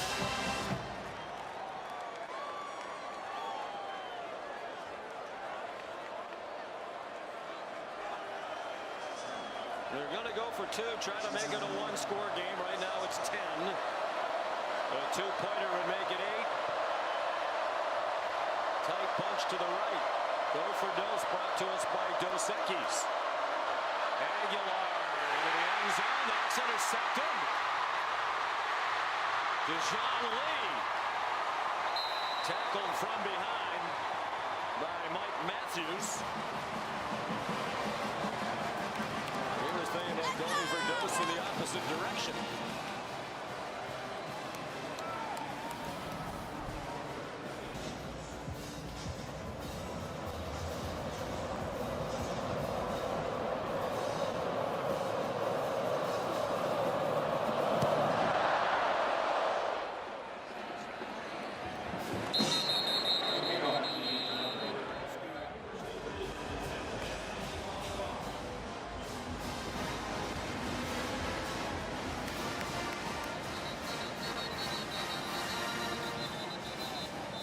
To allow Tennessee to capture the edge, and that's just really poorly done at the second level by the Tide. Bishop makes a couple guys miss, they take a couple poor angles, and he's out the gate. Just a tremendously well blocked at the point of attack, but it's all Bishop once he gets past that first line of defense. He just about doubled their rushing total for the night. Prior to that touchdown, they had 43 yards rushing on 21 carries. He went 44 for the score. Ty Simpson out to Jeremy Bernard, who's knocked down from behind after an 8-yard gain. Here's Molly. Well, Ty Simpson was frustrated on the sideline, immediately coming off the field, got in the faces of his offensive linemen, clapping and yelling loudly, saying, hey, get your head back in the game. Calm down. We cannot afford to let them back in this. And the coach's son sounding a lot like a coach down here, guys. Well, he didn't like that even though they wanted Georgia, they were shut out in the second half. Ty was frustrated after the game last week at Missouri. They held the ball for over 38 minutes, but had just 27 points. He thought there was more there, so he wants to keep his foot on the accelerator with his dad and brother watching. I think this is a big third down for Alabama. 3 and out on the first drive, possibility for 3 and out here on the second drive, and here third down and 2 or so. They love to utilize these bunch formations. Could also motion the back end of the backfield, but Ryan Williams has been the go-to guy in the passing game today. There's 3 catches, 64 yards. The deep and talented receiver group. This is Jeremy Bernard. Spins away. First down, out of bounds, just shy of midfield. Chased out by Andre Turrentine. That's a great job by Ty Simpson, recognizing the man coverage against Boo Carter with his best, most reliable wide receiver. And Jeremy Bernard wins on the out route quickly. Accurate throw for the conversion. Bernard very nearly didn't come back for his final season of college football. He thought long and hard about going to the NFL draft after he was Alabama's leading receiver last year. A conversation with Ty Simpson helped convince him to stay. Ty trying to set up a screen. It's batted down. Knocked down by Edwin Spillman, who did not play in the first half tonight because of a targeting injection in the second half of their win against Arkansas last week. That was really nearly intercepted too, because it looked like Spillman got both hands on it. The freshman almost reeled it in. That would have been a heck of a play.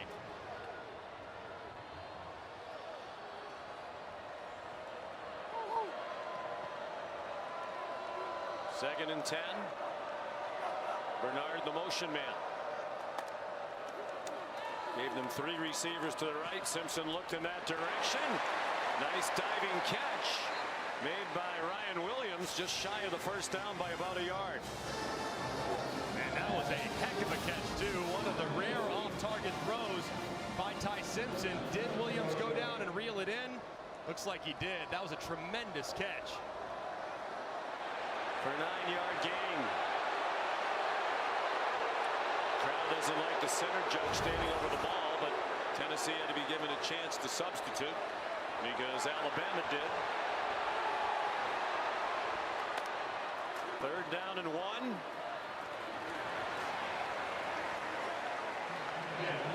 And the first down picked up by Jam Miller.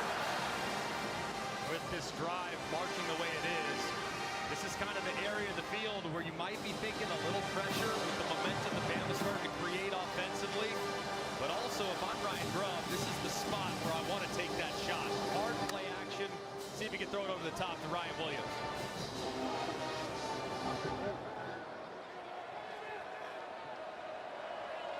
Cuevas resets to the right as Simpson goes under center with Miller, the running back. Williams in motion, and that pass is batted down. Knocked down by Nathan Robinson. Looked like there, Bama was anticipating that pressure that we just talked about. What beats pressure? Screen game, but a good play by Robinson, going up, getting vertical, and not allowing Simpson to negotiate a window.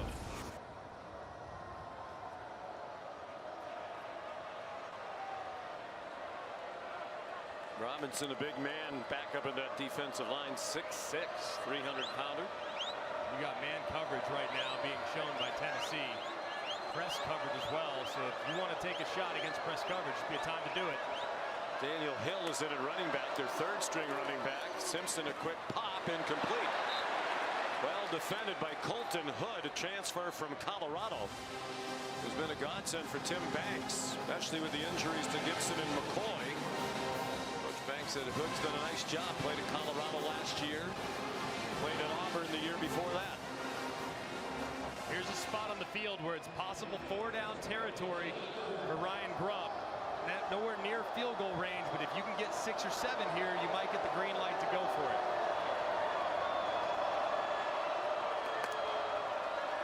Two for 2 on third down in this drive. Simpson surrounded.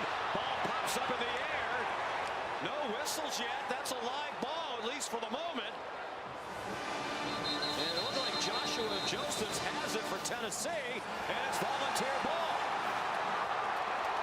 Ruled a fumble. Most of the players seem to think it was an incomplete forward pass, but there was no whistle. And at least for the moment, to the dismay of Kalen DeBoer, it's Tennessee ball near midfield. It looked like it was Jordan Ross coming around the left side with Caden Proctor trying to get a hand on it. As Ty Simpson's pulling it, looks like there the hand does look like it's moving forward. He does collision the left shoulder of Proctor. I still think he had control as that hand began that move towards the line of scrimmage. Well, Simpson was aware of it immediately. He started after the ball. Actually, then he stopped. Yeah, he did hit, it appeared, the shoulder of Caden Proctor, his own tackle. The officials still conferring. And a lot of the players not aware that that was a free ball. Simpson went diving for it, but didn't possess it. And Josephs got it back. If it stands, it's just the third turnover of the season committed by Alabama. And after the conversation, the officials are saying volunteer football.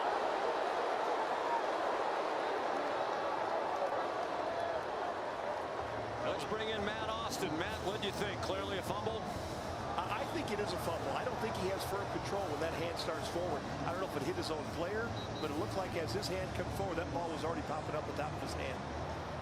It looked like the nose of the football as he stretched it back to release the ball. He did hit his own player, Caden Proctor. And then it's whether or not the firm control was there as he followed through. And I'm kind of with you, Matt, the way it came out of his hand. And just the third turnover committed by Alabama this season. Mike Matthews, the intended receiver. The pass from Joey Aguilar. Alabama started the night in third in the country in fewest turnovers. Only Temple and UConn committed fewer, one each. The momentum has turned against Kalen DeBoer and the Crimson Tide. A touchdown for Tennessee here in the third quarter, and now a takeaway. Their 12th forced fumble of the season. They started the day tied with Houston for most in the country. Here's Bishop again. That's been a problem for Alabama several times this year, getting gashed in the running game for long runs by the opposition. And that's 18 more for Bishop on the heels of his 44-yard touchdown. Nothing doing there on the throw out wide to Staley. But Dijon Lee right there for Alabama. Actually a loss of a yard. Starting to look now on these last couple possessions for Tennessee. That offensive line that's been so good this year is starting to resemble themselves. They're one at the line of scrimmage there on that last nice run by Bishop, and did so again earlier on the touchdown. The ball is free, and Aguilar had to pounce on it. The timing of the snap was off. And the Big Orange offense caught off guard.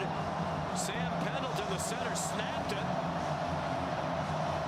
when the rest of his mates weren't expecting it. That was the only guy that was anticipating a snap, was the center. So big missed opportunity and a mistake there by Tennessee. 8-yard loss. Pendleton's had a nice year. Transferred from Notre Dame. Replaced the All-American Cooper Mays at center for Tennessee. Aguilar off the hands of Mike Matthews. A couple of yards short of the first down marker. So the missed time snap, huge. It stalls the drive. And this is a well-thrown ball by Aguilar. It's a little to the inside, but this one on a third and long, the receiver Matthews absolutely has to bring in. And this has been a team in Tennessee that has dropped 21 passes coming into this game. That is 135th in college football. The only team that's been worse has been App State. Aguilar's former team. Jackson Ross, who can punt with either foot. Punts that one down inside the 5. Took a beautiful bounce, and it'll be down at the 1 by William Wright. Perfectly done by Ross. Big drop by Matthews. A 10-point lead, but not for these two programs and their fan bases. Alabama with the lead. Not much going on so far in the second half on offense for the Tide. And now they start from the 1. One thing you usually do here when you're backed up is you utilize a hard count. Try to get that defense to jump off sides. That way it'll give you a free 5 yards, and if you jump off sides, you lose half a yard. So the risk absolutely outweighs the reward outweighs the risk. You're in the pistol. Miller's about 7 yards deep in the end zone. Wouldn't expect a handoff that deep from their 1-yard line. It's a quick pop to Ryan Williams. Had a very good night after not having a catch for the only time in his career last week at Missouri. 16 yards on his 5th catch of the night for 87 yards for the game. He's also the team's leading rusher, and he's the only guy for Alabama that has double digits in rush yards, which had 1 carry on the reverse for 16 yards. Well, they haven't run the ball well all year, and they haven't again tonight. 26 yards.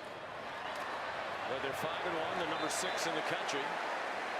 They have a 10-point lead against the 11th ranked team in the country. Ryan Grubb is the offensive coordinator. 5-yard gain there for Jam Miller.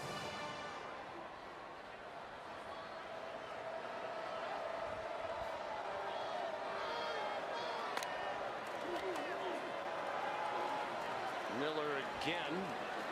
He's going to come up a couple of yards short of the first down marker. Jalen McMurray there. And we're down to 4:39 in the clock running in the 3rd quarter.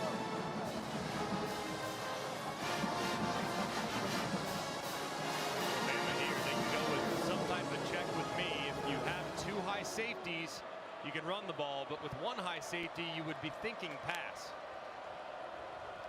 There's the check right there. It makes the audible an adjustment. Now let's see if they throw it. Simpson sent Miller in motion wide to the right. They're looking to the sideline for guidance. They're running out of time, and Kalen DeBoer runs down to call a timeout. First charge timeout. Alabama. Media. 4:06 to go, 3rd quarter. We're in Tuscaloosa, Alabama. The Tide at home, leading by 10. They're very vocal. School of more than 42,000 students. 3rd down and 2. The Tide wide open over the middle. Josh Cuevas. First down, down to the 39-yard line. Carter made the tackle. 16 yards on the completion to Cuevas. It is a great job by Ty Simpson recognizing this dropout. Looks like pressure, thinking pressure, but it's laid off the right. You can beat it with the throw to Cuevas right over the middle. That was well executed by the quarterback. Jaden Roberts limps off. He's been injured part of the year. He moved into the starting lineup at right guard tonight.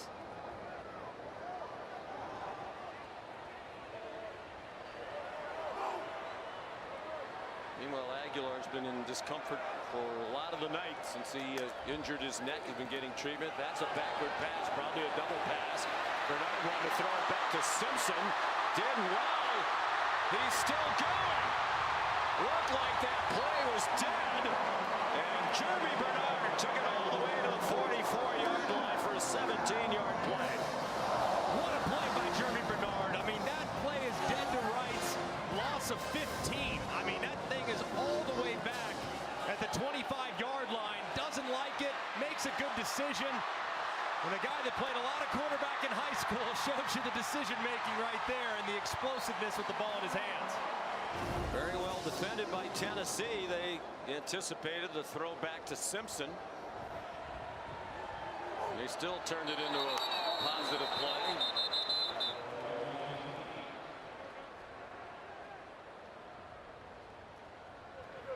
Snap infraction. Offense. Number 72. 5-yard penalty. First down. We talked about it earlier. Jeremy Bernard was thinking about not coming back, and he had a conversation with Ty Simpson in the offseason. Ty said, you should come back. You were at Washington. Remember when Roma Dunze came back and McMillan and Polk, and Dunze was a high first-round pick. Bernard said, yeah, but they had Michael Penix. Simpson sets up a screen to Daniel Hill.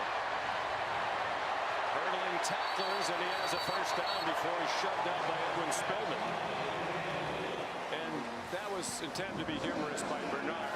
He told us yesterday one of the biggest reasons he came back was he knew Ty Simpson was going to have a great year. And it's amazing, too, to watch what Jeremy Bernard has become. And Washington utilizes kind of a gadget player, and he's developed so beautifully a wide receiver. This wide receiver staff, Marcus Shepard, one of the best in the country, and man, he has really turned into a well-rounded weapon on the outside. He probably had it in him when he was at Washington, just behind Dunze and Polk and McMillan. Hill again, getting some run here in the second half.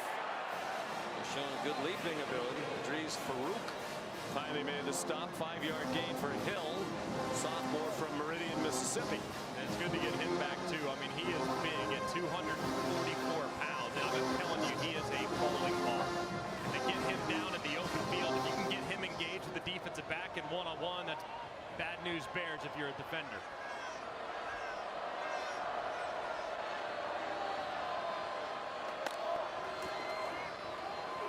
Bernard, after the interesting motion, breaks tackles and goes down near the 10. Jeremy Bernard's been the man of this drive for Alabama. 17 yards on that play. And a good decision here, too, by Ty Simpson. He sees some flow to the inside, stopping the run. He flips it out to Bernard, who continues to be highly impressive after the catch with another great run. There's an injured Vol on the play. How about this drive from Alabama now? 8 plays, 88 yards, just when it felt like momentum was starting to drift in the other direction after the turnover and a couple of tough offensive drives. Kind of flipped this thing on its head after starting this thing at the 1-yard line. Jeremy Bernard, as you mentioned, quarterback in high school from Las Vegas, was committed for a couple of years to go to Washington. They had the coaching change there. Kalen DeBoer comes in. Bernard's going to Washington at mid-year, right after Christmas, and he decommitted. Junior Adams was a holdover on the previous coaching staff, the wide receiver coach. He decided at the last minute to go to Oregon. So Bernard's like, okay, I don't really know any of these coaches now. He goes to Michigan State, wanted to go back to Washington. Kalen DeBoer opened the door for him, and he had a very nice season at Washington. Transferred here with Kalen DeBoer and Ryan Grubb last year. And how about what Kalen DeBoer said about him? You know, that he's such a special young man. He said, I've never had a visit, a recruiting visit like I had with Jeremy Bernard. Yeah, he said, quote unquote, literally one of my favorite recruits ever. And I think it's amazing too. Kalen said that we were disappointed to lose him, and then we got the chance to play Michigan State and beat them badly, which I think might have opened his eyes to the possibility of coming back. And what a fit it's been with how he's been utilized these last couple of years with this staff. Came back as well to get a degree. That was very important to his family and to Jeremy. He'll graduate in December in sport management. First and 10 from just outside the 10. Down to the goal line. Touchdown, Rico Scott.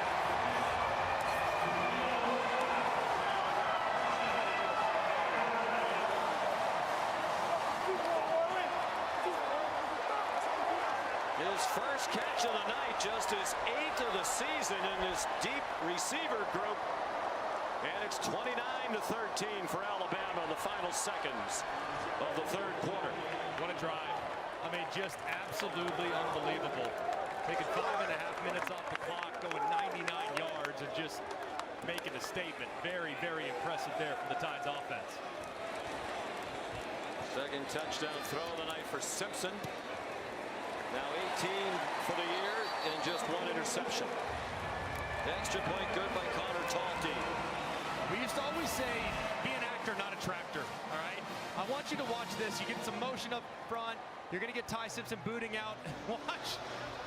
Rico Scott. Look at that. Oh, that's I think is that actor or tractor right there. Just kind of fake that block just for a half second. Not the best. That's not winning an Academy Award. All right, but he's wide open and gets the Tennessee defenders to look inside just enough for him to jump leverage. And a good finish on the run to find Pater. Tough at the end of it, helped by some pretty shaky tackling for Tennessee. Looked like it was Redmond, the freshman, who just couldn't get him out of bounds from the progressive pylon camp. Julie Simpson loves it. And so did Dad Jason, brother Graham. Ty, he's hard on himself and his teammates. He's become quite a vocal leader, and it's genuine. You know, the coaches for Tennessee said the same thing about Aguilar. They're not afraid to get up in front of the team because their sincerity rings true. As I've said to you many times, the most important thing in life is sincerity. And as soon as you learn how to fake that, you're all set. I know they are two sincerely impressive young men who have become great leaders of their respective teams, Aguilar and Simpson. And the thing about Aguilar, more impressive, Ty had 4 years to get to know his teammates. The fact that Aguilar got there in June and walked into a pretty turbulent situation and was able to endear himself to the roster says a lot about that young man's character.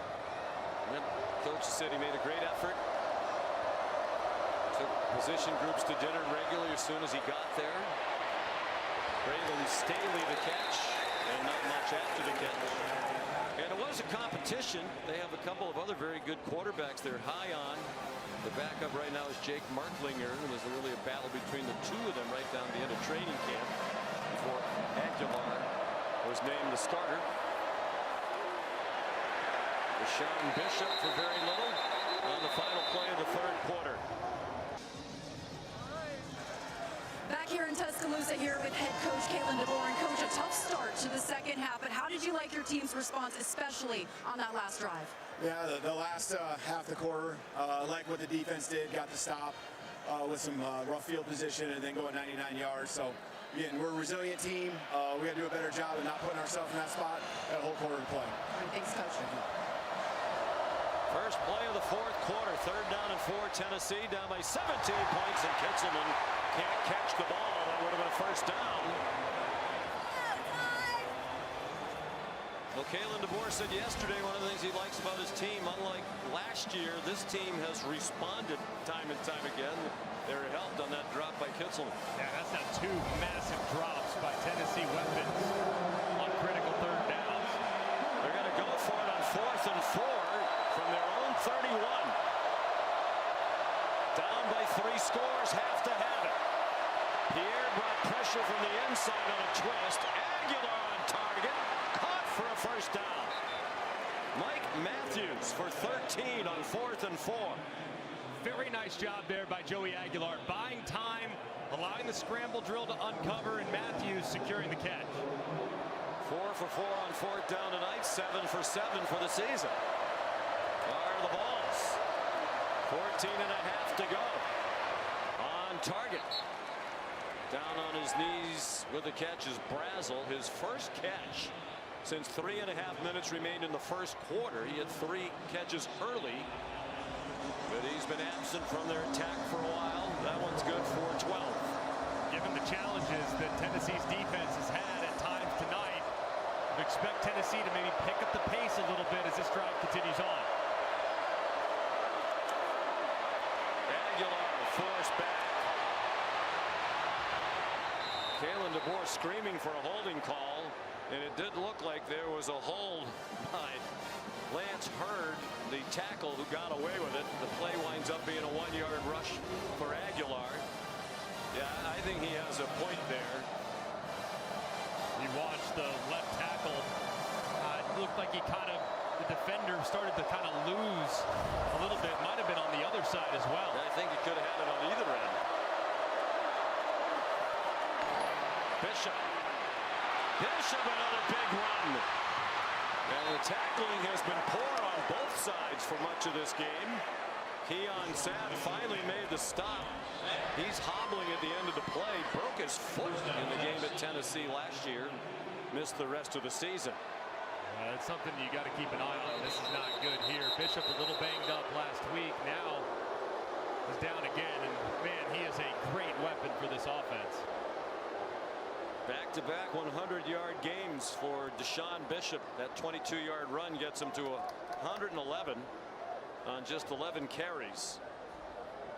He had a career-high 146 last week against Arkansas, despite the fact he didn't play in the fourth quarter. He got rolled up on late in the third quarter, didn't play the rest of the game. Crowd booing even louder now as Bishop bounces up and runs right off the field. They think that was not a real injury. Man, he just runs through contact. Low center of gravity, great balance, and you see Sapp, who just got too close to the line of scrimmage, and that's been a bit of a problem for this Alabama secondary this year.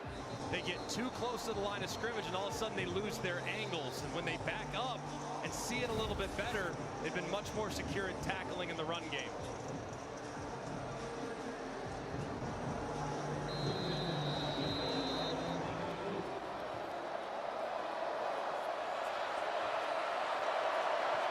First and 10. 4 sacks tonight for Bama, matching the total that Tennessee had yielded the entire year through the first 6 games. Star Thomas in for Bishop. 6-yard gain. He gets stopped by Bray Hubbard, the hard-hitting safety. This is the spot on the field, especially in second and medium, where Tennessee has a heavy lean from a tendency standpoint towards the pass. Aguilar not on the same page with his intended receiver, Staley.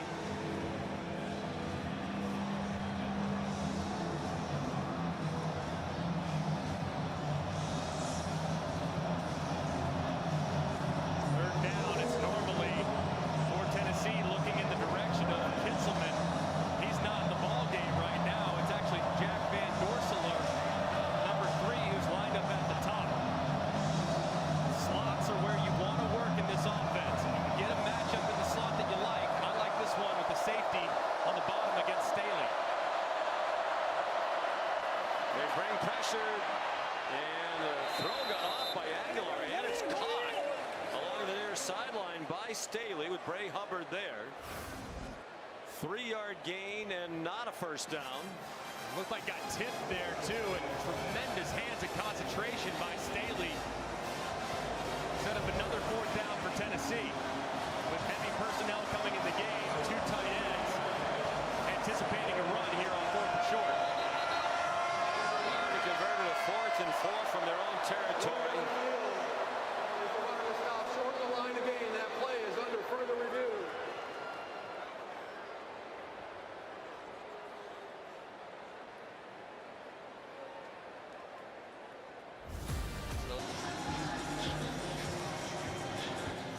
While we were away, the replay booth took a look at this and deemed that it is a first down. He has the catch, knee down. He's beyond the marker, and then knocked back.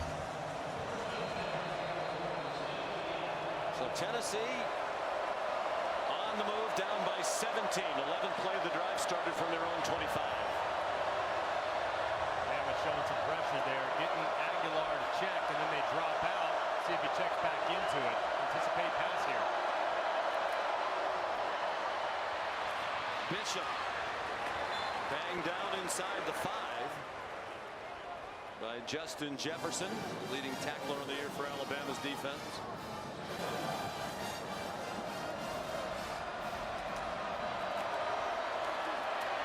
Bishop again. Got the first down, struggling to try to get the touchdown. Ray Hubbard trying to rip it away. Jefferson another tackle. 1st and goal Vols. Last time they tried to throw it inside the wall. I'm not anticipating that anymore, Sean. What do you think? Bishop's the hot hand. And he's down to the goal line. Touchdown, Tennessee.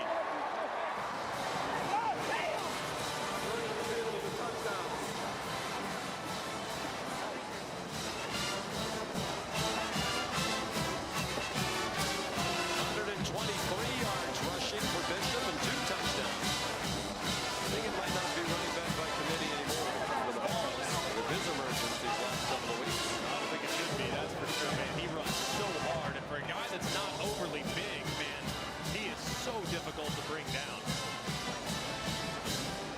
Puts it 5-10, 208. Max Gilbert for the extra point.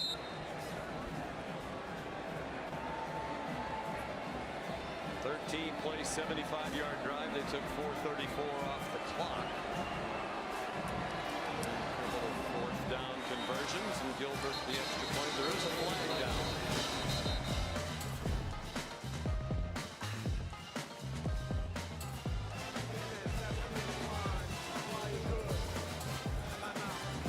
You're watching the Dr. Pepper Championship Drive Game of the Week.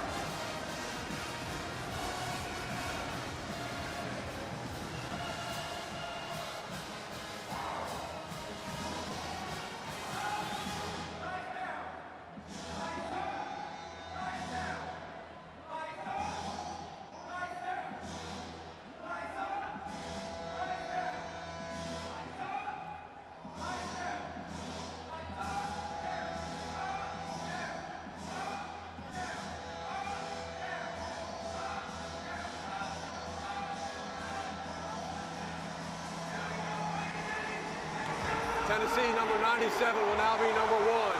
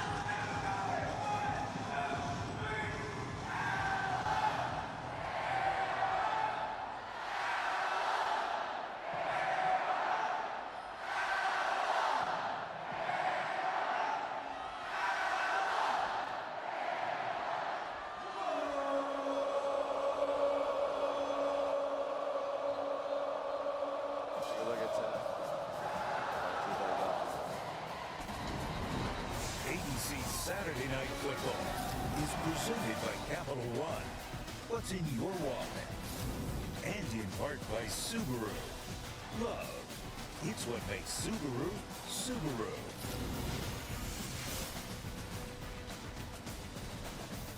Dr. Pepper brings us these numbers. A couple of 99s for Alabama tonight. Fabian Brown, a 99-yard interception return for a touchdown on the last play of the first half. It gave them a 16-point lead at halftime for Kalen DeBoer. And then a 99-yard touchdown drive, first for Alabama since 2021 against Miami. Tennessee has just scored. Sean Bishop, a multiple touchdown night. And a 100-yard rushing game. It's his third career 2 TD game. First in an SEC contest. Had one earlier in the year against UAB. Who's bringing the heat is brought to you by Sonic.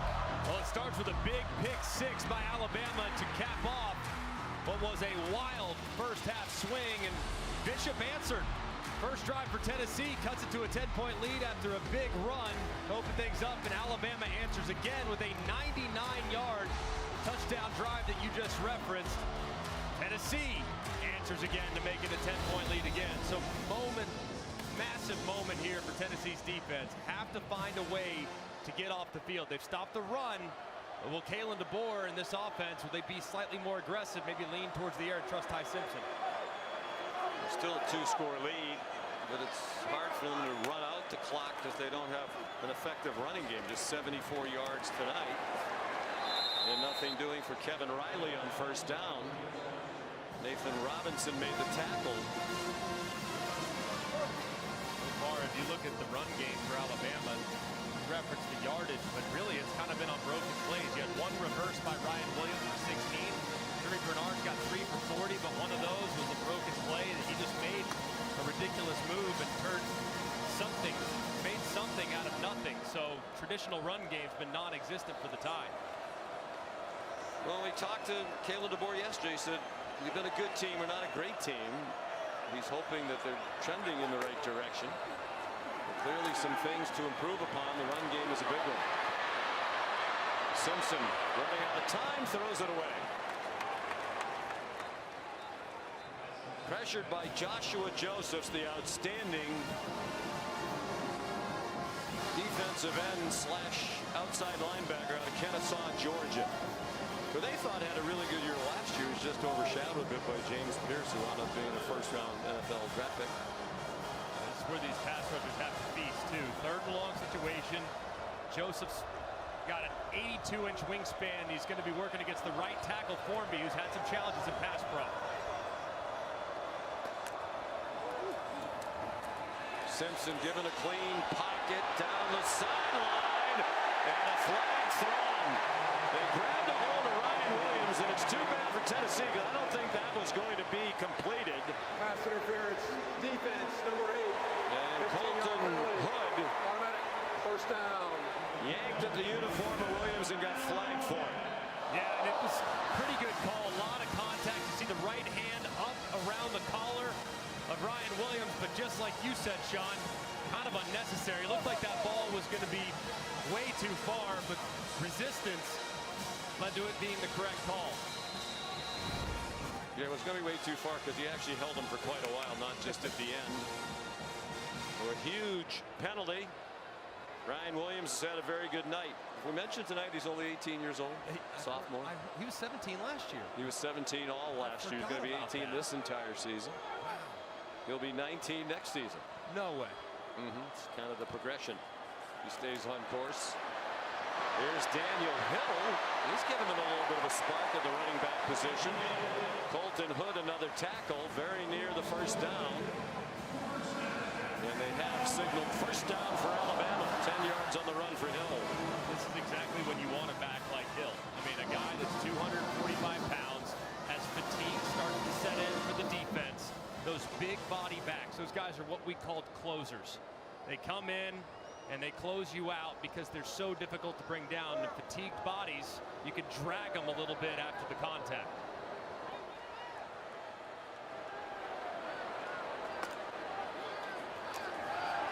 Simpson steps into the throw, going deep for Brooks. Flag down. Couple of flags down. William Wright is going to be called for pass interference.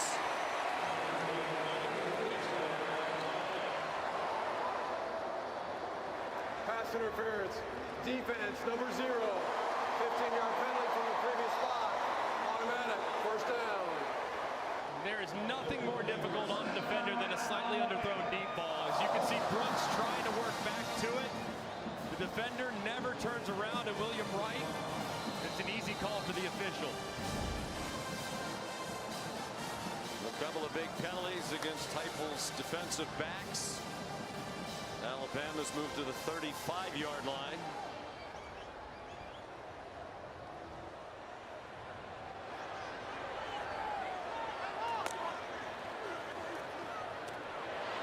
Jeremy Bernard bounces off a hit, but pinballed down at the 32. Pickup of 3.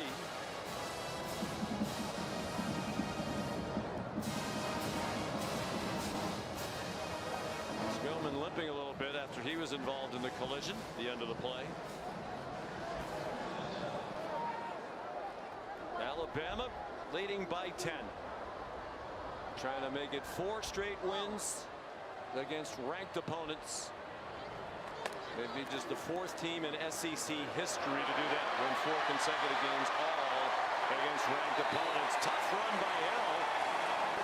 The crowd loves it. They've been trying to spur on more out of the running game. That's 13 yards for Hill. That was probably the best this offensive line has moved this defensive line all game long. The right tackle, Wilkin Formby, just moving and displacing a defensive end. And Cuevas and looked like Rico Scott got in the mix as well. And this is what we talked about a moment ago. Those big backs just seemingly always fall forward in the 4th quarter.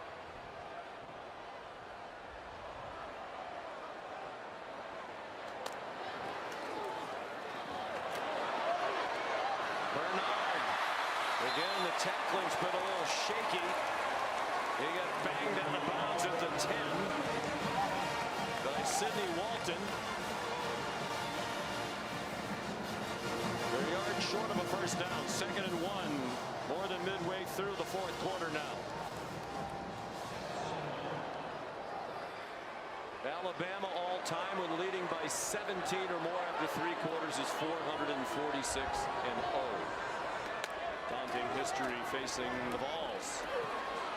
Hill tackled around the leg by Jackson Moy. Transferred from Stanford from Oceanside, California. See the defenders read body language and offense, and now they'll get some fresh bodies in there, desperately needed too, because hands were on the hips of every single member of the front 7 defensively for Tennessee. That was a big play, and this is a big play. 3rd down and 2. Tennessee would love to force a field goal try. It's possible Kalen DeBoer would go for a 4th down. Hill remains the running back. Simpson faked it to him. Tries to jam it to Cuevas. It's incomplete. And Kalen DeBoer irate with Simpson. Ordinarily such a good decision maker. He was very fortunate to get away with that. Way too greedy. I mean, you look back inside, but you have Jeremy Bernard in the right flat. If you just keep your eyes where they're supposed to be, you got a 1st and 10. Instead, he looks back inside where all the trouble is, and it's nearly intercepted. They're going to go for this 4th and 2. Field goal would make it a 13-point game. Still 2 scores. Their first 4th down try tonight. 4-man rush. Plenty of time for Simpson. Takes it down and running. And it looks like he got there. And then he got hit late out of bounds.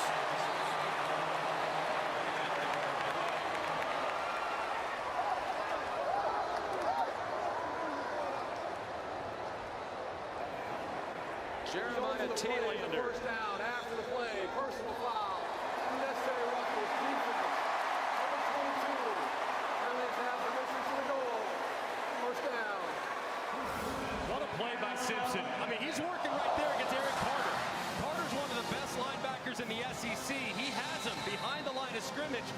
If Carter makes that play, it's ball game for that play, and it's going the other way. Simpson makes a miss, and T-Lander loses track of where he's at. The pylon can shows you Simpson clearly out of bounds, way out of bounds. It gets hit late for some extra yardage.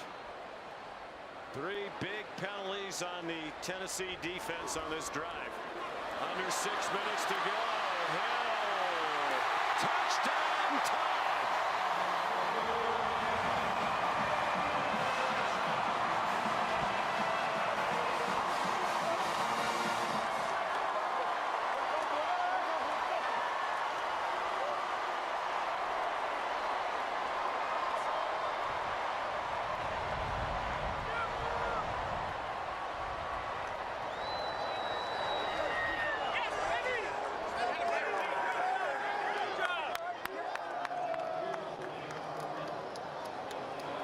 Simpson got away with a big mistake, atoned for it immediately. Just narrowly picking up the first down. Penalty tagged on, the extra point good by Talty. It's back to a 17-point lead for Bama. And another big drive by the Crimson Tide offense as Hill fights to the end and gets in as Jason Simpson, Ty Simpson's dad, loves it. You can smell just a crisp cigar smoke here in Bryant-Denny.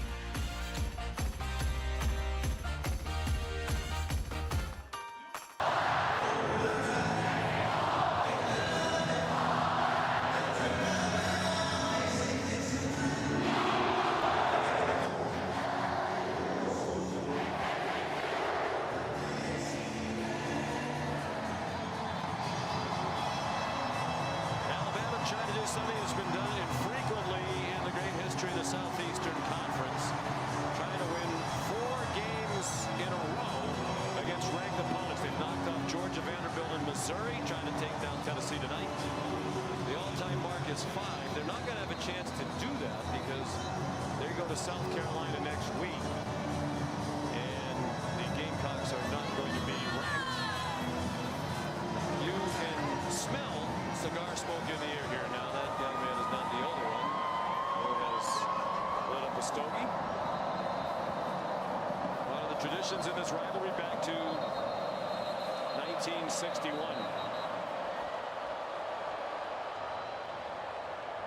We're told R&R Cigars sold 10,000 cigars this week. 10,000 cigars. Wow, this week. Here in Tuscany. Look at the cigar smoke. So you're telling me dinner's on Reagan tonight? Yes. Connor Talty. Fair catch made by Lewis. Here's Kevin Nagandi.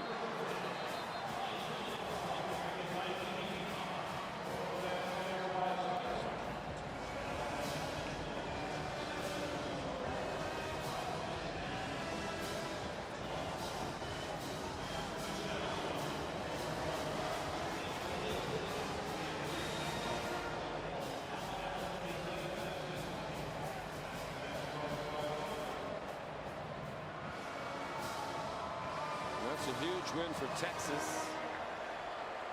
Now just still 1 conference loss in what seems to be a wide open Southeastern Conference race. Son Brame, a backup tight end for a 10-yard gain. Texas A&M won tonight. They are the only undefeated team left overall among the Southeastern Conference teams. They're 7-0. Aguilar under duress, throws incomplete, intended for Brain. And they're obviously still undefeated, are the Aggies in Southeastern Conference play. If Alabama wins this one, and it seems they will be the only other team undefeated in league play. They'll go to 4-0. Halfway through, we have just 2 undefeated teams in conference play. The margins are outrageous. I mean, you talk to all the coaches across the league, and they just tell you, man, hey, what's this game coming down to? Well, there isn't much of a talent advantage like there once was, so we better execute. And my goodness, it's showing up each and every Saturday. Star Thomas, the running back, he went out in the flat. Joey Aguilar sets and fires a good throw for a first down to the Bama 45. A 20-yard completion to Braylon Staley. I remain impressed with Joey Aguilar and his toughness tonight, man. That neck, you know that neck is hurting him. It has to be. He's still battling all the way through. Looks around, has a man on the far sideline. Another first down. Chris Brazel, they're going very quickly. 19 yards.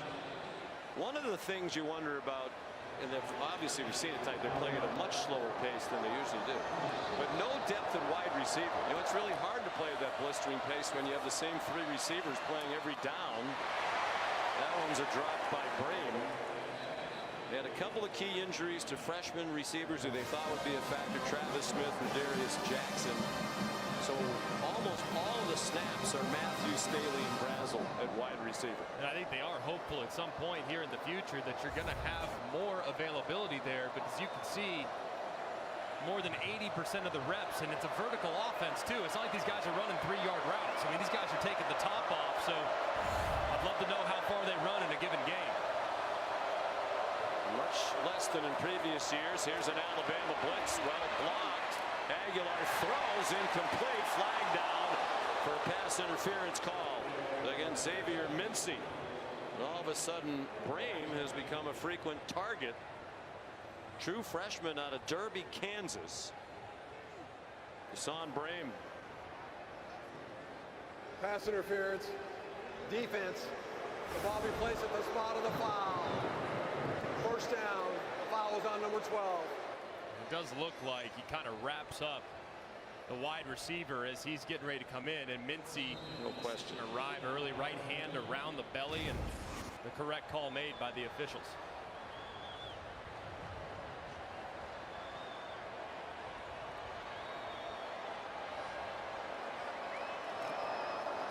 Four and a half minutes to go. A nice drive, and they're doing it quickly. Now they have a tremendous amount of work to do. They've moved the ball 60 yards in just a minute and 19 on this drive.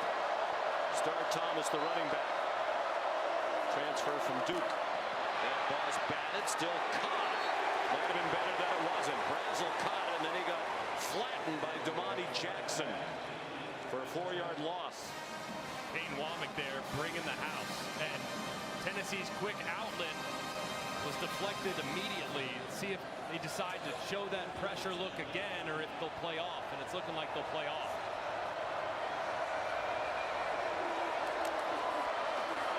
Aguilar to the end zone, incomplete behind his intended target Staley, with Ray Hubbard in coverage.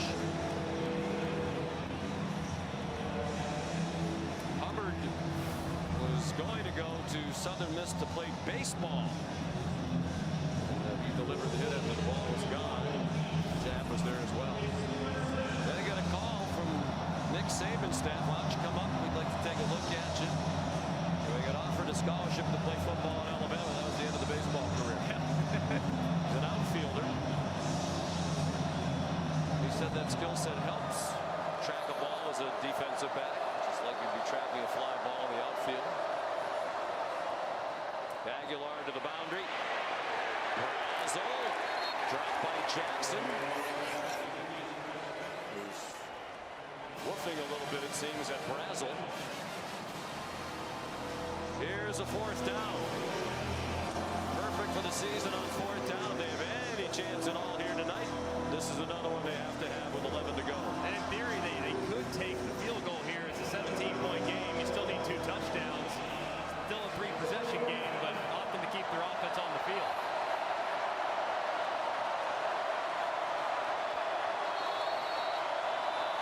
Clock is running. They're going to get all the way down to about 8 on the play clock and then call the timeout. 30 seconds. Let's take a look at the college football rankings this week, brought to us by Capital One. There are going to be some significant changes. Starting with Miami, the loser to Louisville at home last night. 4 interceptions for Carson Beck. Jeff Brom can coach, and his staff outstanding as well. Georgia, dramatic winner today at home against Ole Miss. First loss of the year for the Rebels. I think Ole Miss is still pretty good, and while I think Georgia and Ole Miss, there's some vulnerability shown on defense, but both those teams offensively showed us an awful lot today. I think the 10,000 cigars, that might be low based on what we're looking at and smelling around Bryant-Denny Stadium right now.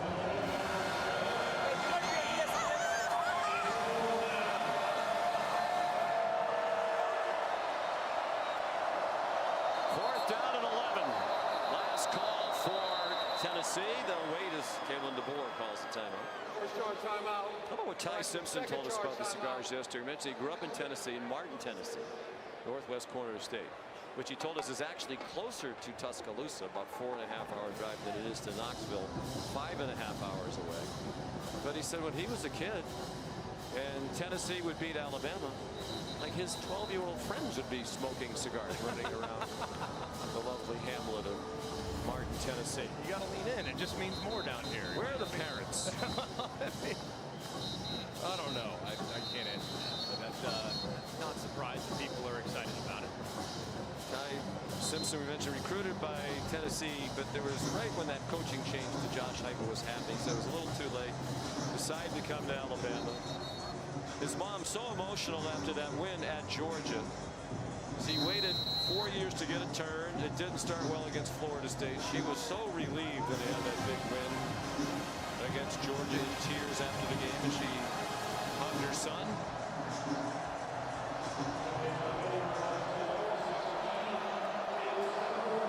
And the cigar smoke wafting through the air. Here comes the 4th and 11, we think. Aguilar, that's going to be too high. Out of the back of the end zone over the head of Staley. And the Alabama defense, which has had a great night tonight. They've held Tennessee to 20. They came in averaging a nation-high 48. And they had a safety on defense and a pick 6, which really was the biggest play of the game, of the last play of the first half. But it looked like Joey Aguilar and the Balls were going to make it a 2-point game. They wound up being down by 16 at halftime instead. I think all in all, the defense for Alabama, just given what Tennessee had done up to this point, they got to be pretty happy with the performance overall. Didn't give up a lot of explosives in the passing attack. However, it did give up a couple explosives on the ground, which I would imagine with Kane Womack and Kalen DeBoer making that such a point of emphasis the last few weeks, that's something they'll probably need to get to address. But pretty good day for the defense. Simpson out of the pistol. Gives it to Hill. All right, you're a talk show guy in this state. Do we have a running back controversy at Alabama? I mean, on Feinbaum you do. I don't know if on our show it'll be the case. Are you just drinking the Kool-Aid? Perhaps. I think this is a pretty good tandem of running backs, and to see Daniel Hill now healthy provides you a bit of a change of pace. It's still Jan Miller's job. Yeah, Jan Miller's a talented guy. Collaborative effort to try to get the running game going. Jeremy Bernard might have a say, though. 4 for 49. We give him a couple looks. 2:25 to go. Ty Simpson, mentioned Griffin, Tennessee, told us the story. First time he ever went to Neyland Stadium, he was 7 years old in 2010. His dad's UT Martin in the season opener. Derek Dooley's debut as volunteer coach. Second charge timeout. Tennessee. UT Martin lost 50-0. Ty was in tears on the field in the locker room after the game. He said he did have one highlight. He met Peyton Manning. Here's a look back at young Ty with his dad. Promise of good things to come when they came on the field. Didn't go so well thereafter. Yeah, he said that ironically, when he got to Alabama, Derek Dooley was on the Alabama staff. And and he hated him because you were part of a terrible moment in my childhood. You beat my dad's team 50-0. To iron things out a little bit. But he got to meet Peyton Manning. Peyton was there as a fan on the sideline before the game. And young Ty asked Peyton Manning a great question. What's it like to play against your brother, Eli? And he said, it's really hard, but it's also really fun. Really? Yeah. I'm just making it up now. 217. Yeah, why not? 17 point game. Ty Simpson also told us, speaking of great quarterbacks, he wears the number 15 because he grew up idolizing Tim Tebow. Yeah, pretty cool. Tim, of course, a great quarterback in his day, and nice to pay a little homage. I know Tebow's proud of him, and they even said, hey, keep rocking that 1-5. They had a chance to visit earlier this year, did Simpson and Tebow. A great thrill for Ty. 3rd down and 7. Play action pass by Simpson. I think Kalen DeBoer would like him to go down without taking a hit. And that is going to take it to the last Tennessee timeout. With 2:06 to go. And the ball's out of timeouts. These two South Dakota natives have made use of their timeouts tonight. Both teams used all 3 of them in the first half. And Alabama has the only remaining timeout in this one. Where does Tennessee go from here? How good are they? I think they're still pretty good. I think they're a very difficult matchup. They didn't have their best stuff tonight. They had a couple of critical mistakes. You have the interception return to the house, just a 14-point swing that's almost impossible to overcome. And the fact that I think Aguilar in the second half actually played pretty well. That speaks to his mental toughness and character. But I still think it's a good football team. And if you look at them, that game against Oklahoma, will be a very difficult game. Oklahoma's terrific on defense. We know the road trip to Florida, that's always a difficult game in that environment as well. And Vandy's no picnic either, but man, it's hard to envision the Vols losing on Rocky Top for a second time this season. Lake down punch, Boo Carter back deep. And he makes a fair catch at the 35. Here's Kevin Nagandi.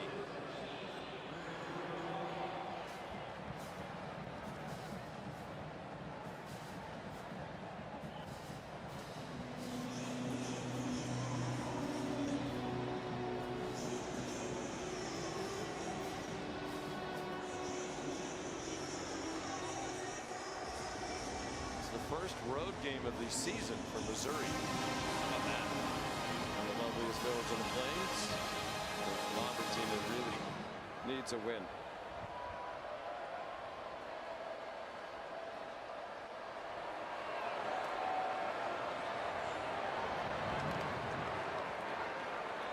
Aguilar on target for about a 9-yard completion to Brame. And that's the 2-minute stoppage with 1:57 to go. The cigars have been lit. Victory will be Alabama's for the 11th straight time here in Tuscaloosa. They haven't lost to the Vols here since 2003.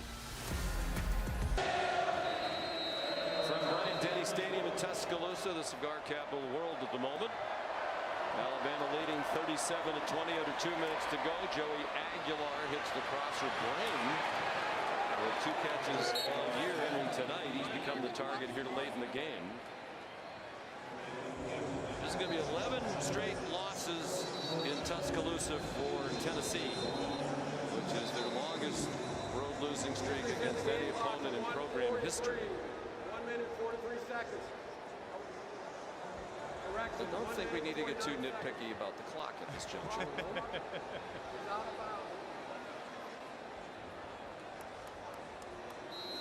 They've also, by the way, lost 10 in a row at Gainesville. So later in the year, we showed the schedule, and they're at Florida. They'll try to avoid losing 11 in a row there. Last time Tennessee won here in 2003 is a wild 5 overtime game. Casey Clausen was the quarterback.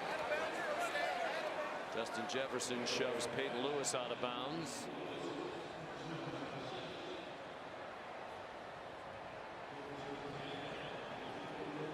$15-yard gain, 1:43 to go. Poised to score again. That has the attention of many. Aguilar with a flag down. Several flags down. Pass fluttered incomplete. Holding defense number 10. 10-yard penalty. Automatic first down. Justin Jefferson. Couple now defensive penalties on Alabama. Looked like that time Justin Jefferson just kind of grabbed him on the sleeve. Wasn't allowing the defender, or the wide receiver, excuse me, to break free.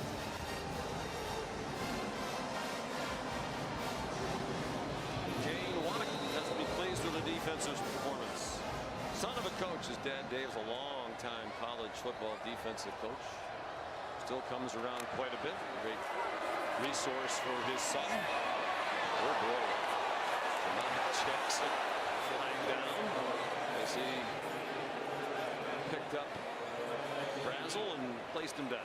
This is one where you're going to look back at the end of the year. Pass interference defense number 1. Dalton to play is an automatic first down.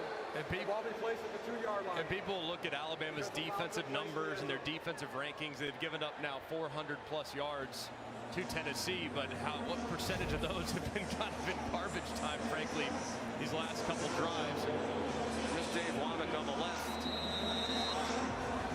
Long-time defensive coach, defensive coordinator at the end of his career at Ole Miss. Very proud of his son. Nice play. Kai Hill Green.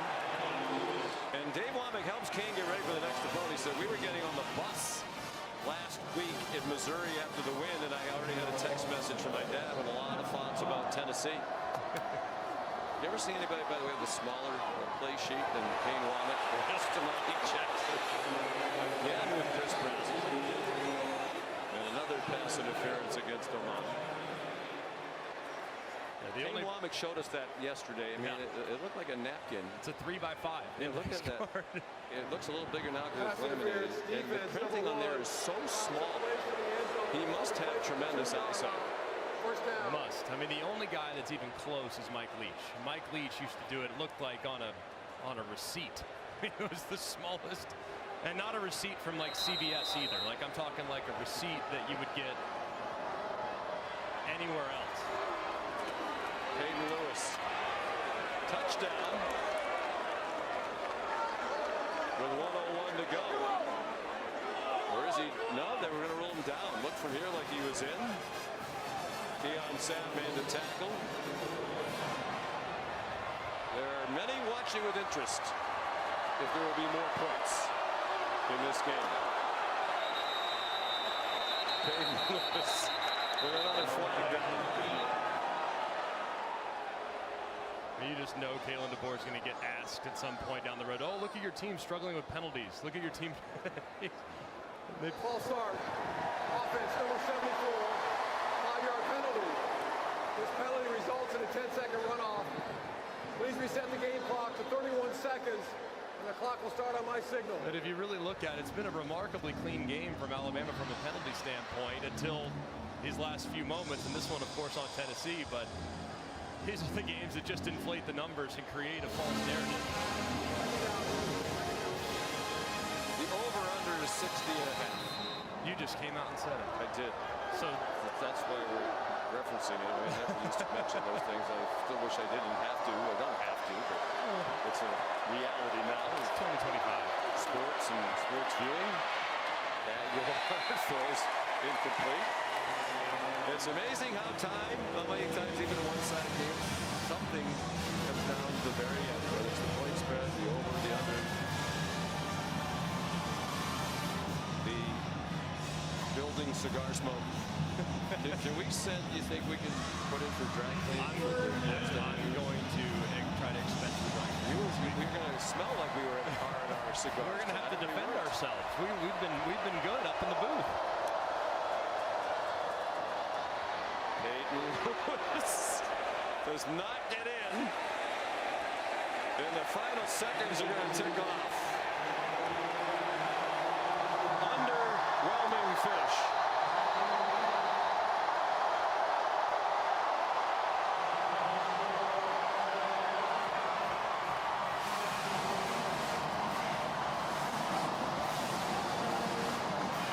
Alabama has won for the 17th time in the last 19 meetings with Tennessee. Josh Heupel is 2-3 as Tennessee coach against Alabama. Both wins at home, all 3 losses here in Tuscaloosa. Only played here 17 times for many years. Most of the rivalry, the Alabama home games were in Birmingham. Even though they played 108 times, just 17 times here.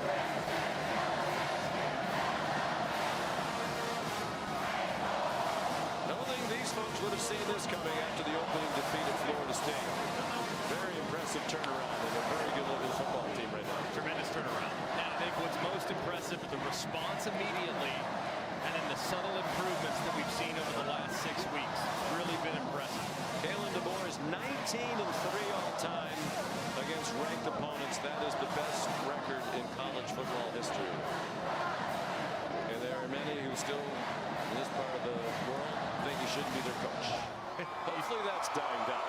I think that is a very, very quiet minority at this point because he's doing a fantastic job and has really allowed this team to kind of take on a different edge that we saw. I like what Bray Hubbard said yesterday. He said, I came here to play for Coach Saban. Didn't get much time with Coach Saban. So Greg Byrne, the athletic director, told us when Saban announced retirement, we're going to get you the very best coach in the country available. And that was Kalen DeBoer. And Bray Hubbard said, yep, he's right. That's what we got. I'm fine with it. Let's keep going. Here's Molly. Thank you so much, Sean. Ty, all week long you've been preaching to your team about finishing strong. What was your mentality in that fourth quarter to win? Yeah, first off, I want to thank our Lord and Savior Jesus Christ. That was an awesome game against a really good team. But I told him to beginning of the week, right? Like we got to keep going. We can't just plateau after the first half. And the guys did a great job. We rallied around our defense and made a couple plays, and now